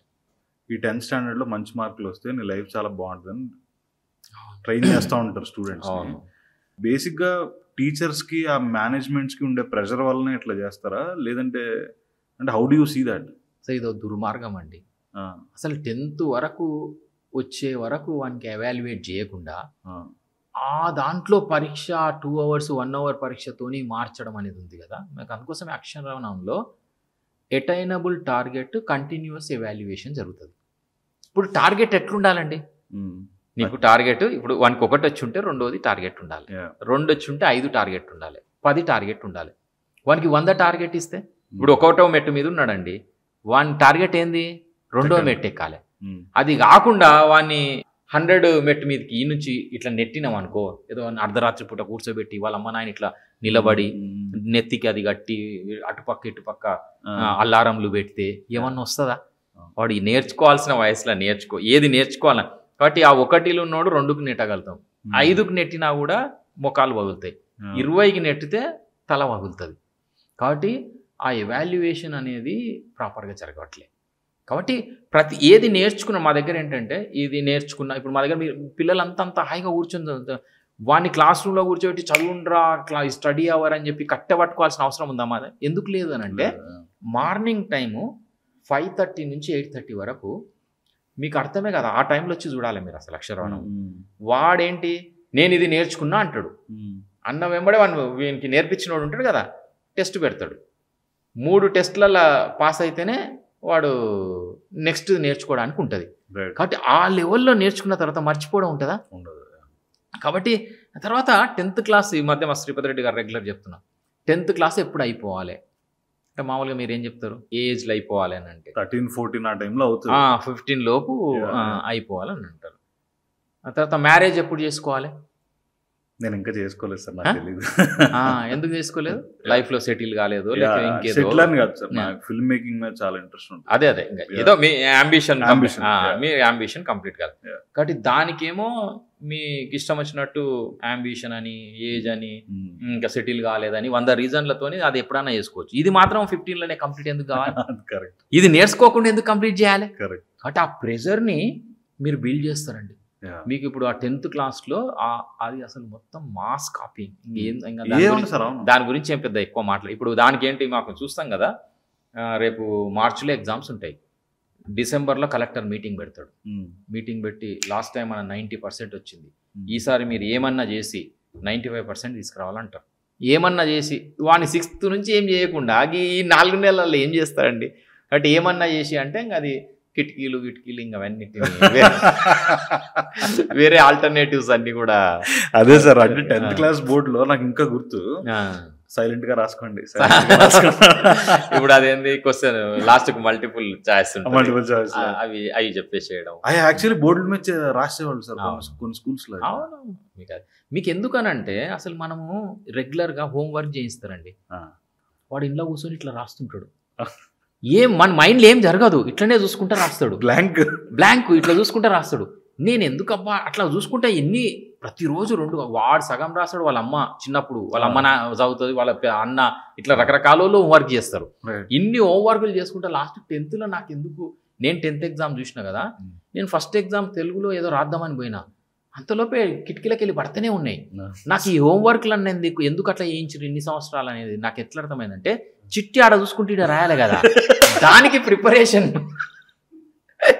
ఇన్ని హోంవర్క్ అనే దానికి నాకు అప్పుడు అర్థమైంది. ఎందుకంటే అప్పుడు టైం ఉండదు కదండి, అట్లా చూసుకుంటే ఇట్లా రాయాలి. ఇప్పుడు రోజు చేసే హోంవర్క్ కూడా వాడిని ఆలోచింపజేసే హోంవర్క్లు ఏం కావు అసలు. కాబట్టి అసలు బేసిక్గా 6th క్లాస్ నుంచి నువ్వు దేనికి ట్రైన్ చేసినావు అంటే ఇట్లా చూసి రాయడానికి, కాపీ రైటింగ్ చేసినావు. కాబట్టి ఆ 10th క్లాస్ ఎగ్జామ్ అదంతా కూడా ఫాల్స్ అండి. ఎందుకు అసలు 10th 15 ఏళ్ళలోనే ఎందుకు అయిపోవాలి? వాడు మా దగ్గర అక్షరవనంలో పెద్దనాన్న నేను ఈ సంవత్సరం నేను 10th రాయను, నెక్స్ట్ ఇయర్ రాస్తా అంటాడు. ఎందుకంటే నేను నేర్చుకోవాల్సినవి అన్ని నేర్చుకోలే కాబట్టి నేను 10th రాయను అంటాడు. ఈ 10thలో ఇంకో 2-3 ఏళ్ళు ఆగి రాసుకుంటే కొంపలే మునిపోతాయి. ఆ తర్వాత నీకు డిగ్రీ అయిన తర్వాత ఇంకా సెటిల్ కాలేదన్న దాంట్లో ఉత్తగానే 10 ఏళ్ళు అయిపోతుంది కదా. కాబట్టి ఆ 10th ఎప్పుడు రాయాలనేది కూడా నా పిల్లవాడు డిసైడ్ చేసుకోవాలి. అంటే పిల్లవానికి ఆ నాలెడ్జ్ని మనం ఇవ్వాలి, ఏది అవసరము ఏది కాదు, ఏది మంచి ఏది చెడు, ఆ విచక్షణని అవి ఇచ్చేదే బడి కావాలి. కానీ ఇదంతా కూడా చూచిరాతలు రాయడానికి, హోంవర్క్లు చేయడానికి, సర్టిఫికెట్ కోసం మాత్రం కాదు. ఈ సర్టిఫికెట్ అన్న టార్గెట్ గవర్నమెంట్ ఉద్యోగము, టార్గెట్ IIT అని నేను ఎన్ని రోజులు చదివితే ఇక ఇదే పరిస్థితి ఉంటుంది సార్. ఈ రోజుకి I'm earning very good sir. నాకు సపరేట్ బిజినెస్ ఉంది, దాంతోపాటు ఇది చేస్తుంటాను. 2 స్ట్రీమ్స్ ఉన్నాయి. ఐఎమ్ ఎర్నింగ్ డీసెంట్, నేను మంచిగా బతకడానికి. ఈ రోజుకి మా మమ్మీ అంటది, అరే MBA సర్టిఫికేట్ ఒకటి తీసుకోమంటావా? ఇప్పుడు అంతే. ఎందుకంటే సర్టిఫికేట్ రేపు అమ్మాయికి చూపించాలన్నా కూడా ఏదో సర్టిఫికేట్ కావాలి కదా. అంటే పారామీటర్ ఎప్పుడైతే సర్టిఫికేట్ అయిందో దాంతో దుర్మార్గం స్టార్ట్ అయిందండి. వానికి నేర్పియాల్సింది నేర్పియకుండా సర్టిఫికేట్ ఇవ్వడం కోసము 1 year by year వానికి వచ్చినా రాకుండా నెక్స్ట్ ఇయర్కు నెట్టేస్తున్నాం, ఆ నెక్స్ట్ ఇయర్కు నెట్టేస్తున్నాం, లేచి లాస్ట్కి ఒక సర్టిఫికేట్ ఇచ్చి పంపిస్తున్నాం.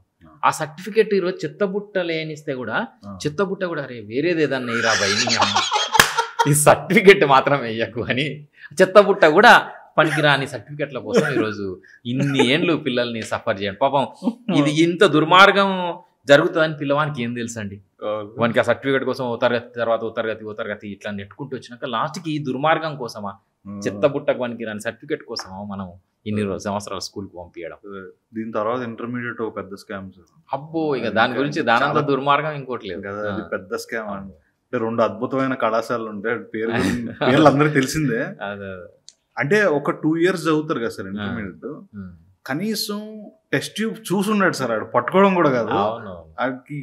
30 out of 30, 29 out of 30 practicals లో వచ్చేస్తుంది. అంటే ఈ ఇంటర్మీడియట్ ఇది ఒక 5,000 కోట్ల వ్యాపారం, మార్కెట్. అది జస్ట్ ఏంది అడ్వర్టైజ్మెంట్, ఆ టాప్ పిల్లల్ని ర్యాంకులు చూపించి 1, 1, 2, 2 అంటే గుడ్డినా కొడుకులు అందరూ అందులో ఒక్కొక్కరు ఎంత 2 లక్షలు 3 లక్షలు ఫీజు వేసి అందులో జాయిన్ చేస్తారు. ఇంకా వేరే ఆల్టర్నేటివ్ ఇంకా వేరే స్కూల్లే కాలేజెసే లేకుండా పోయినాయి. అయినా దానికి ఇంకేం లేదు, అదే నడుస్తుంది. దాన్ని అంత ఇన్ఫ్లుయెన్స్ చేసేసరికి గవర్నమెంట్ కూడా పిల్లల్ని అట్లా స్టడీ అవర్స్ అని గంటలు కూర్చోబెట్టడం, వాళ్ళు చేసిన దాన్ని అది మెయిన్ స్ట్రీమ్ మార్కెట్లో అది చేస్తేనే చదువు అన్న పరిస్థితి వచ్చేసేసింది. ఎంత పరిస్థితి అంటే మేము ఏదో వందే మాత్రంకి ఊర్లలో ఉన్న స్కూల్ పిల్లలకి వాళ్ళు పిల్లలు అంతా డబ్బున్న వాళ్ళ పిల్లలే కుర్చీలు కదా, ఆ కుర్చీలు మళ్ళీ మా అక్కరు వస్తాయి అని చెప్పేసి మేము ఒక ఇన్స్టిట్యూట్కి పోయినాం.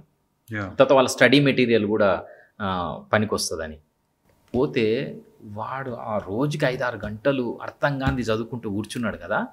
లాస్ట్ ఎగ్జామ్ అయిపోయిన తర్వాత ఆ కుర్చీని ఇట్లా కొట్టి 20 ముక్కలు చేసి ఫ్యాన్ కేసి కొట్టిండ్రు. మేము పోయి చూస్తే అది మొత్తం ఒక రణరంగం లాగా ఉంది. తర్వాత మెటీరియల్ మొత్తం కూడా చింపేసి, అంటే రోజు ఫ్రస్ట్రేషన్.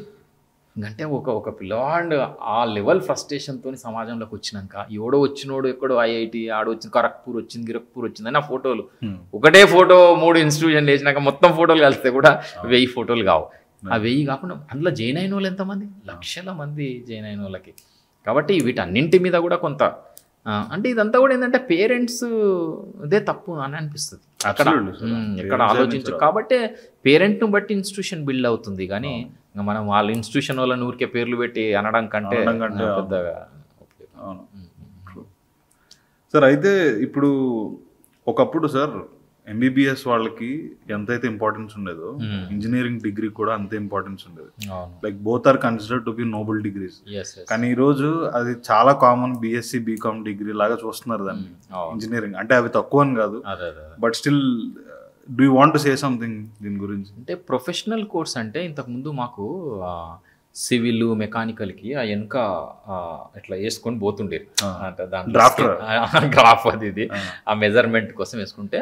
ప్రొఫెషనల్ అంటే డిగ్రీలు ఏమో మామూలుగా ఊరికే పుస్తకాల్లో చదవడము, గుర్తుపెట్టుకొని పరీక్షలు రాయడం, కానీ దీంట్లో ఒక స్కిల్ నేర్చుకోవడం అని. ఇప్పుడు మీరు ఈ మధ్య ఇంజనీరింగ్ కాలేజీలోకి వెళ్ళినరా, ఆడ ఏం కోర్సులు లేవు మీకు. సివిల్ లేదు, మెకానికల్ లేదు, కెమికల్ లేదు, ఏమీ లేదు. Only CSC, IT, cyber crime ఇవే కోర్సులు ఉన్నాయి.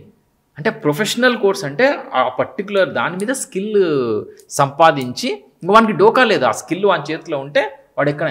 ఇప్పుడు ఆ స్కిల్ ఏందండి, ఆ కంప్యూటర్ స్కిల్ ఏంది? మీరు అమీర్పేటలో పోతే 2 నెలల్లో ఆ స్కిల్, వీడు ఇంజనీరింగ్ 4 ఏళ్లలో నేర్చుకున్నది 2 monthsలో వాడు నేర్పిస్తాడు. నిజంగా కాలేజీలు అంటే అమీర్పేటలోనే ఉన్నాయి కాలేజీలు. వానికి ఏ కోర్సు అప్పుడు మార్కెట్లో ఏది అవసరమో ఆ కోర్సు వాడు నేర్పిస్తున్నాడు. మరి 4 ఏళ్ళు ఎందుకు కావాలి ఇంజనీరింగ్కి?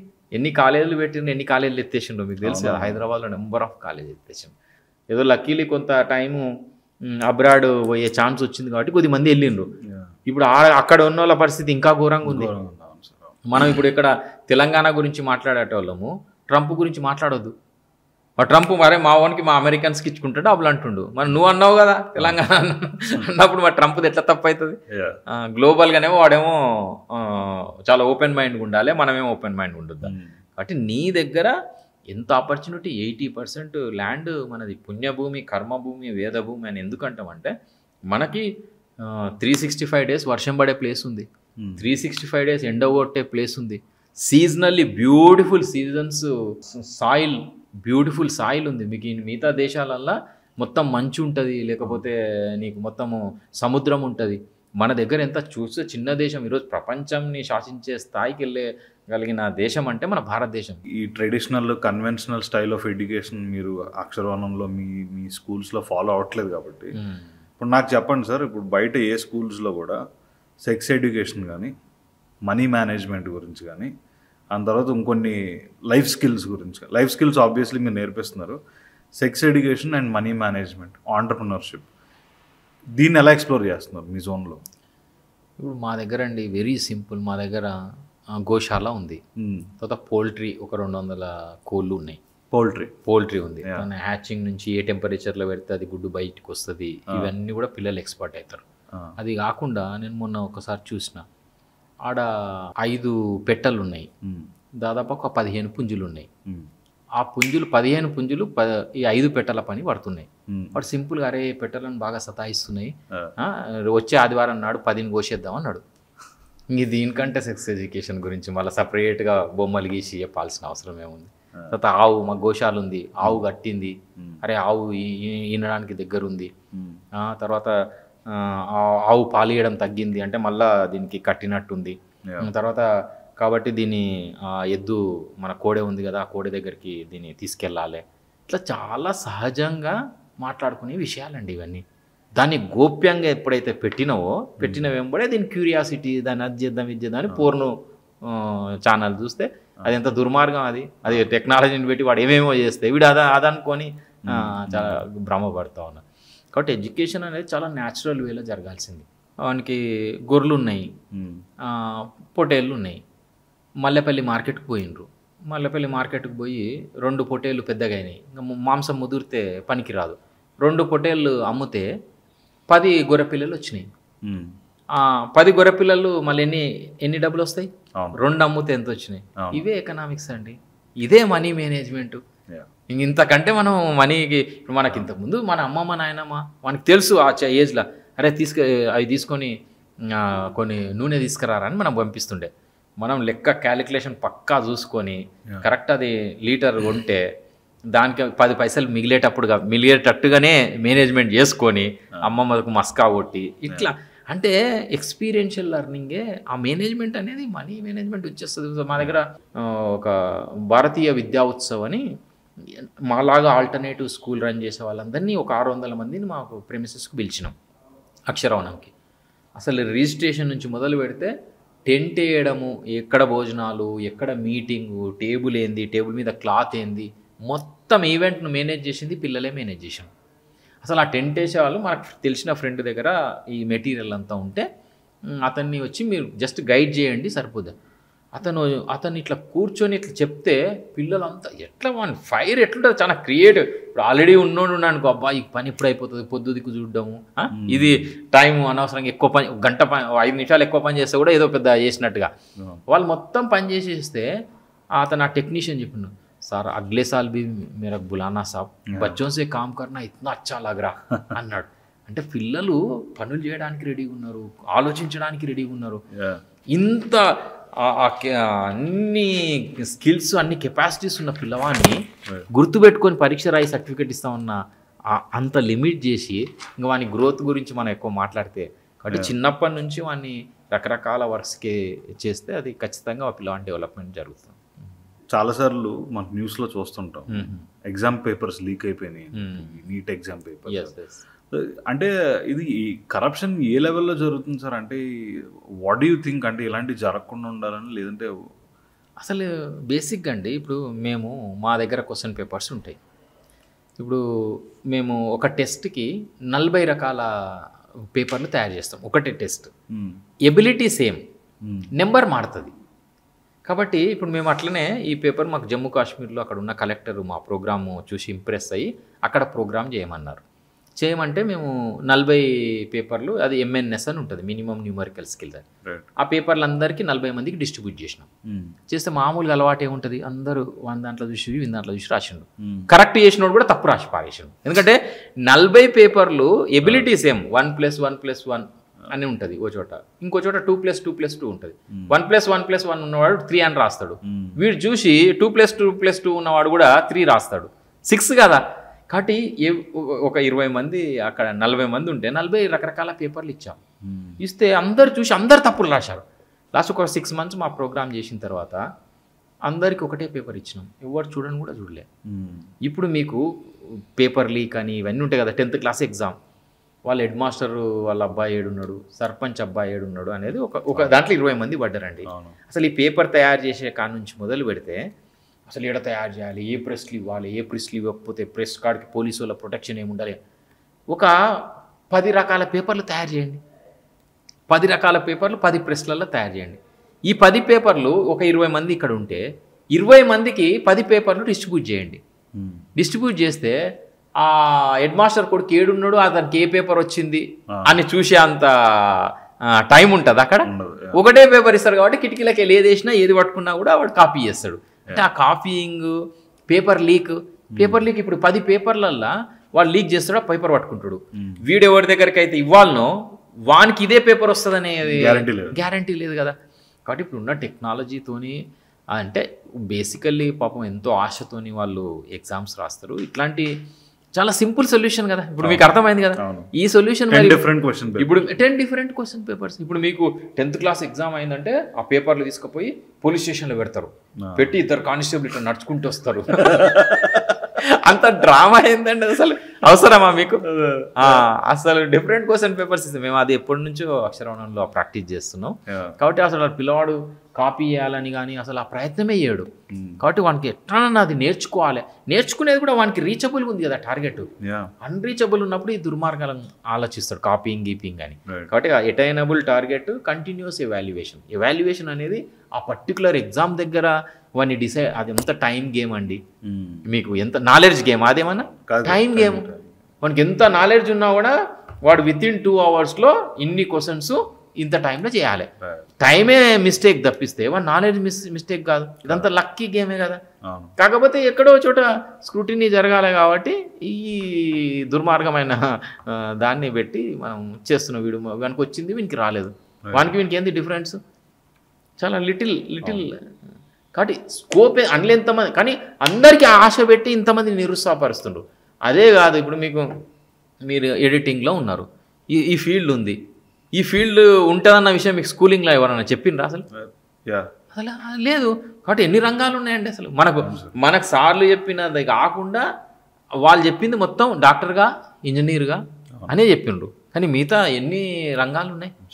కాబట్టి ఇప్పుడు ఫార్మింగ్ ఎంత స్కోప్ ఉంది ఫార్మింగ్లో, ఆర్గానిక్ ఫార్మింగ్లో. తర్వాత ఇప్పుడు మీరు ఓన్లీ ఇంజనీర్ అయిపోయి సాఫ్ట్వేర్ ఇంజనీర్ అని చెప్పేసి డబ్బులు వస్తున్నాయని గంటలు సిస్టమ్ ముందు కూర్చొని ఎన్ని రోగాలు వస్తున్నాయి. సంపాదించిన డబ్బు మొత్తం హాస్పిటల్కే పెట్టాలి. అదే మీకు ఫార్మింగ్లో మనకు అంత డబ్బులు రాకపోవచ్చు, కానీ నేచర్తో ఎంత ఎంత హాయిగా ఉంటాం. తర్వాత మనం పండించింది ఎంత అడల్ట్రేషన్ జరుగుతుంది ఈరోజు. కూరగాయలు కానీ పాలు కానీ, మీరు పాలు ఈరోజు 10 లక్షల లీటర్ల పాలు ఈరోజు హైదరాబాద్కు అవసరం అయితే 5 lakhs ప్రొడక్షన్ ఉందండి. రిమైనింగ్ 5 lakhs ఇంకా మీరు అది దాంతోనే చేస్తారా, ఫినాయిల్తో చేస్తారా, లేకపోతే ఫెవికాల్తో చేస్తారా పాలు. ఎన్ని రకాల పాలు వచ్చినాయి, ఎన్ని రకాల ఆయిల్ వచ్చినాయి. పాలు ఎట్లా కిలో వస్తాయి? ఖచ్చితంగా ఆవు ఉండాలి, బర్రె ఉండాలి, దాన్ని మేపాలి, దాని పెండేస్తుంది, పెండది అని. ఈ కష్టానికి రెడీగా లేరు. కష్టానికి దూరంగా ఉండడమే చదువు, కష్టపడకుండా ఉండడమే సుఖము. అసలు మంచిగా పని చేస్తే, మా దగ్గర పిల్లలంతా కిందనే వాడు ఇప్పుడు మంచాలు గించాలు ఏం లేవు. వాడు మంచిగా పని చేస్తాడు, పని చేస్తే మంచిగా ఆకలి అవుతుంది, ఆకలి అయితే తింటాడు, తింటే నిద్ర పోతాడు. ఇప్పుడు వీనికి ఇక్కడ ఊసునోనికి ఆకలి లేదు, తిండి లేదు, నిద్ర లేదు. అంటే చాలా సహజంగా జరగాల్సిన విషయాలు ఈరోజు అసహజం అయిపోయినాయి. అందుకోసమే ఈ ప్రాబ్లం.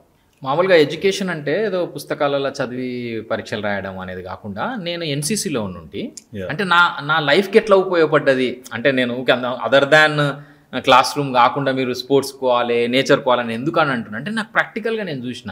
ఎందుకంటే నేను క్లాస్ రూమ్లో ఎందుకంటే దోస్తులు గీస్తులు కలుస్తారు కాబట్టి, అందరూ ఒక చోట కలవడం కోసము అది ప్లేస్. అయితే నేను ఎన్సీసీలో ఉన్నా. ఎన్సీసీలో ఏంటంటే జడ్జింగ్ డిస్టెన్స్ అని ఒకటి ఉంటుంది. Map reading, judging distance plus parade చేయడం. అంటే ఆ జడ్జింగ్ డిస్టెన్స్ అంటే ఏంటంటే, అప్పుడు ఆటోమేషన్ లేకుండే ఫైరింగ్, కాబట్టి డిస్టెన్స్ జడ్జ్ చేయాలి మనం ఇక్కడ నుంచి. అంటే మన టార్గెట్ ఎంత దూరం ఉంది అని అంటే దాని ప్రకారము గన్నుని అడ్జస్ట్ చేసుకోవాలి, లోడ్ చేయాలి. అంటే 500 meters ఉందా, 1000 meters ఉందా అనేది చెప్పాలి. అట్లా నాకు ఇక్కడ ఆర్టిలరీ సెంటర్లో ఎగ్జామ్ పెడితే ఫ్లాగ్ పెట్టి ఇది ఎంత డిస్టెన్స్ ఉందంటే, నేను 500 meters అంటే 500 ఉంటుండే, ఒక 1 meter అటు ఇటు డిస్టెన్స్లో. అట్లా 1000 meters, 1 kilometer. ఈ 1 kilometer కూడా ఏంటంటే, నా సైట్కి మనిషి నడుస్తున్నట్టుగా చేతులు కాళ్ళు ఊగినట్టు కనిపిస్తే నేను ఒక డిస్టెన్స్ని జడ్జ్ చేసి అట్లా డిస్టెన్స్ చేస్తే నేను ఇక్కడ సెలెక్ట్ అయ్యి వరంగల్కి పోయినా, వరంగల్లో సెలెక్ట్ అయినా, అటు నుంచి కొట్టపకొండ పోయినా ఆంధ్ర, ఆడ సెలెక్ట్ అయినా, అయ్యి ఢిల్లీకి పోయినా. అట్లా జడ్జింగ్ డిస్టెన్స్లో నాకు పట్టుంది. నేను దాన్ని మళ్ళీ లైఫ్కి ఎట్లా ఉపయోగపడ్డది అంటే, నేను అంతకుముందు ఏదో రకరకాల బిజినెస్ చేసిన, లాస్ట్కి ఈ ల్యాండ్ కొనాలి అనేది వచ్చినప్పుడు నేను మా కల్లకుర్తికి పోయి ల్యాండ్, ఊరికి దగ్గరున్న land 1000 rupees per square yard ఉంది. అడే చాలా మంచి ల్యాండ్ అది ఇది అని అంటున్నారు. ఈ 1000 నేను ఏదో ప్లాట్లు ఏదో చేసిన తర్వాత ఇది 2000 అవుతుంది. కాబట్టి నేనేం చేసినంటే, బై వాక్ వెనక్కి నడుచుకుంటూ పోయినా. నడుచుకుంటూ పోయి 1 kilometer వరకు పోయి, ఎక్కడైతే బాగా డిమాండ్ 1000 rupees అన్న చోట హౌజెస్ ఇట్లా బ్లింక్ అని కనిపించే అంతవరకు పోయి అక్కడ ల్యాండ్ కొన్నా. ఆడ 50 rupees per square yard, 50,000 times అవుతుంది. అవునా లేదా? కాబట్టి 1000 పెట్టినాం కాబట్టి అంటే 2000 అవుతుంది, అంటే 1 time పెరుగుతుంది. 50,000 అయిందంటే ఎన్ని టైమ్స్ పెరిగినట్టు. కాబట్టి నాలెడ్జ్ గెయినింగ్ అనేది ఈ ఎక్స్పీరియన్షియల్ లెర్నింగ్తోని వస్తుంది. నేను ఇంకొకటి కూడా చెప్తా. నేను పాలు పిండుతుంటే, మాకు వ్యవసాయ కుటుంబం కాబట్టి నేను 2 కాళ్ళ మధ్యలో పెట్టి పాలు పిండుతుంటే ఈగలు కరుస్తుంటే, ప్రతిరోజు నేను 3rd class నుంచి ఇంటర్మీడియట్ వరకు నాకు ప్రతిరోజు నా డ్యూటీ మార్నింగ్ పాలు పిండుకొని తీసుకురావడం ఏంటంటే, నేను 3rd classలో నడుచుకుంటూ తీసుకొచ్చేవాడిని. తర్వాత నాకు 5th classలో మా అమ్మ రెంట్ సైకిల్ తీసుకునే పర్మిషన్ వచ్చింది. ఆ రెంట్ కూడా ఏంది, ఆ రెంట్ సైకిల్ తీసుకొచ్చి ఇక్కడ పాలు పిండుకొని తీసుకోవాలి, మళ్ళీ పాల బూత్లో పోసేసి ఈ 1 hourలోనే ఆ సైకిల్ షాప్లో అతనికి రిటర్న్ ఇచ్చి స్కూల్కి వెళ్ళిపోవాలి. ఈ టైం మేనేజ్మెంట్. తర్వాత 1 hour దాటితే అప్పుడు 20 paisa అట్లా ఉంటుండే. 1 hour దాటితే మళ్ళీ వాడు 20 paisa వేస్తుండే. ఇంకొక 10 minutes వరకేమో గ్రేస్ పీరియడ్ ఉంటుండే. ఇంట్లో టైం మేనేజ్మెంట్కు ఇంతకంటే టైం మేనేజ్మెంట్ ఏముంటుంది. కాబట్టి అట్లా నేను ఆ పాలు పిండేటప్పుడు బకెట్ మధ్యలో పెట్టుకొని పాలు పెడుతుంటే ఈగలు దోమలు రాజమౌళి ఈగలు ఉంటాయి కదా, అవి కరుస్తుండే. అవి కరుస్తే నేను ఈగలు కరిచినాయి అని చెప్పి ఈగలేం పడిపోయినా అనుకో, నా బకెట్ ఏమవుతుంది, కింద పడిపోతే మా అమ్మ తొడపాశం పెడుతుండే. కాబట్టి అట్లా ఈగలు కరిచినా కూడా నేను బకెట్ను మాత్రము బ్యాలెన్స్ కోల్పోకుంటుంటే. కానీ ఆ బ్యాలెన్స్ మనకి ఈగలు అనే కష్టాలు జీవితంలో చాలా వస్తాయి, ఈగలు గరుస్తూనే ఉంటాయి. అయినా కూడా జీవితంలో బ్యాలెన్స్ కోలుకోకపోతే మంచి జీవితం ఉంటుంది అన్న పాఠము నేను పాల్విండలంలో నేర్చుకున్నాను నేను. అదే కాకుండా మాకు రైతు కుటుంబం కాబట్టి మా నాన్న దున్నడం కూడా నేర్పించిండు. మీకు దుక్కి దున్నడం వేరు, కరిగెట దున్నడం వేరు. ఏంటి సార్ డిఫరెన్స్ ఏంటి? దుక్కి అంటేనేమో మామూలుగా ప్లెయిన్ ల్యాండ్ని దున్ని విత్తనాలు వేస్తాం కదా. ఈ కరిగెట అని తెలంగాణలో ఏంటంటే వరి నాటు వేయాలంటే అది బురద ఉంటుంది కదా, ఆ బురదను దున్నిన తర్వాత కదా వరి నాటు వేయాలి. అయితే నేను దున్తుంటి, ఆ దున్నడానికి ఆ దున్నపోతులను వేసుకుని అందులో మా అమ్మ దాంట్లో పోయిన వెంబడే తుమ్మ ముళ్ళు గుచ్చుకుంటుండే. కానీ ఆ తుమ్మముళ్ళు ఎందుకు గుచ్చుకుంది, నీకు ప్లానింగ్ లేదు కాబట్టి తుమ్మముళ్ళు గుచ్చుకుంది. ఆ బురదలకు పోయిన తర్వాత తుమ్మముళ్ళు గుచ్చుకోకపోతే ఏం చేస్తుంది. కాబట్టి మనం ఆ నీళ్లు కట్టే ముందే, ఫుల్ నీళ్లు పెట్టే ముందే ప్లెయిన్గా ఉన్నప్పుడే ఆ ముళ్ళలన్నిటిని తీసి ఒడ్డున పెట్టి దున్నితే మంచి పంట పండుతుంది. అట్లనే చెడు అనే ఆలోచనలనే ముళ్ళని తీసి పక్కన పెడితే నీ జీవితం అనే పంట అద్భుతంగా పండుతుంది అన్న విషయము నేను ఆ పని ద్వారా నేర్చుకున్నా. కాబట్టి ఇట్లా ప్రతి పనిలో నేర్చుకోవడానికి ఉంటుంది. అసలు మన ఎడ్యుకేషన్లో పనినే మొత్తం తీసేసినాం. కాబట్టి అది చాలా ఇంపార్టెంట్ విషయం. మనకు వృత్తిపరంగా కూడా వృత్తులు ఇవన్నీ కూడా ఎట్లొచ్చినాయండి, వాళ్ళ పరంపర, వాళ్ళ అమ్మ నాన్న చిన్నప్పటి నుంచి చేస్తుంటే చూసి వాడు చూసి చేసి ఈడనేమో పరీక్ష రాసి సర్టిఫికెట్ వచ్చి ఎంత తేడా ఉంది. తర్వాత చిన్నప్పటి నుంచి హిట్ అండ్ ట్రయల్ చేస్తూ ఇప్పుడు పిల్లవాడు నడవడం ఎట్లా నడిచిండండి. ఒకటే నాడు హుసేన్ బోల్ట్ లాగా పరిగెత్తిండా, వాడు ఇట్లా చేయి పట్టుకున్నాడు, వాడు కింద పడ్డాడు, వానంతటా వాడు ప్రయత్నం చేసిండు, లాస్ట్కు వాని కాలు స్ట్రైట్గా నిలబడి ఉరుకుతుంటే అట్లా ఒకసారి కింద పడి ఏ అడుగు వేస్తే అట్లా. ఇప్పుడు ఏంటంటే పిల్లల్ని ఎవరిని తప్పు చేయొద్దని అంటారు, ఓడిపోవద్దని చెప్తారు. ఓడిపోకుండా తప్పు చేయకుండా పిల్లలు నేర్చుకునే అవకాశం ఉందా? లేదు. కాబట్టి అసలు ఆయన ఓడిపోవడానికి నేర్చుకోవడానికి, ఓడిపోవడం ఎప్పుడు ఓడిపోతాడు, స్పోర్ట్స్ ఉంటే ఓడిపోతాడు. మీకు గ్రౌండే లేదు వాడు ఓడిపోవడానికి. తర్వాత ఓడిపోయినప్పుడు ఎట్లుండాలి, గెలిచినప్పుడు అహంకారంతో ఉండొద్దు. కాబట్టి గెలిచినప్పుడు అహంకారంతో ఉండొద్దు అన్న విషయము ఆటలో నేర్చుకున్నాం.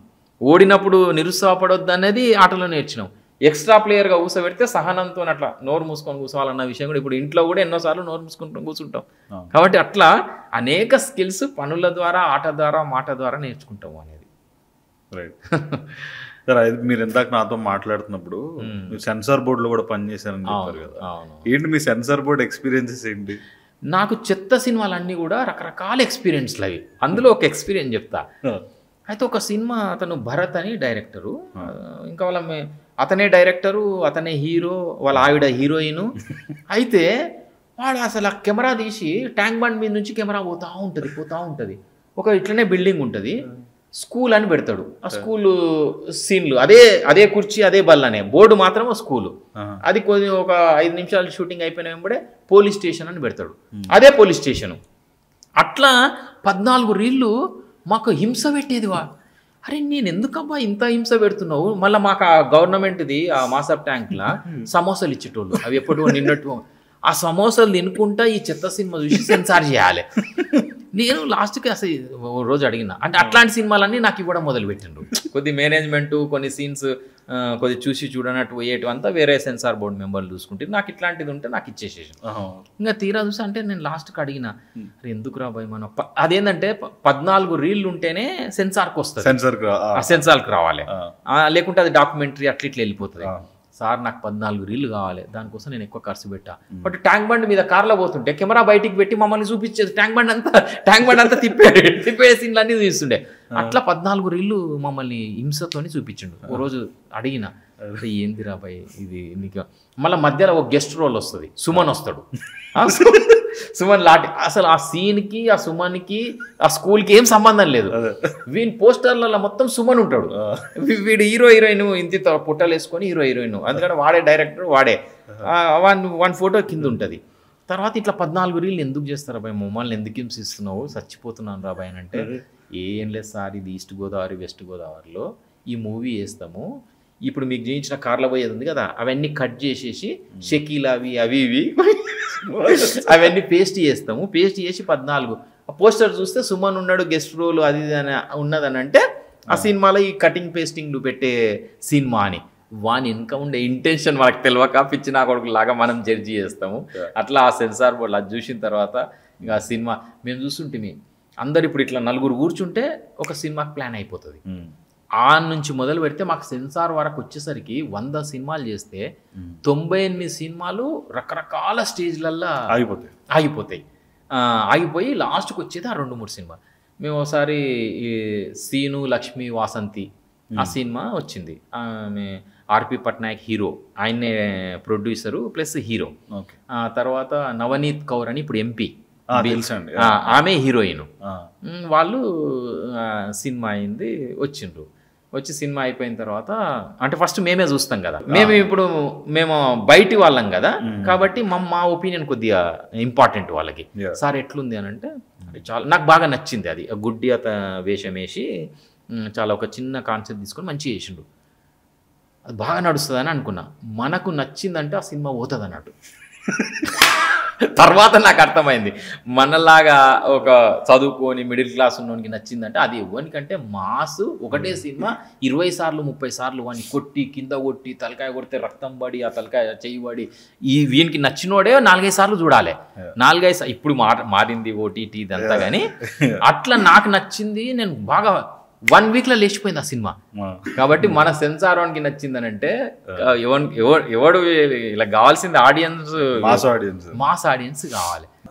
మీరు టీం ఉండేవాళ్ళ సార్? ప్రతిసారి మారిపోద్దా సినిమా కాదు అంటే ఓవరాల్గా ఒక 12 మెంబర్స్ సెన్సార్ బోర్డ్ మెంబర్స్ ఉంటారు అనుకోండి.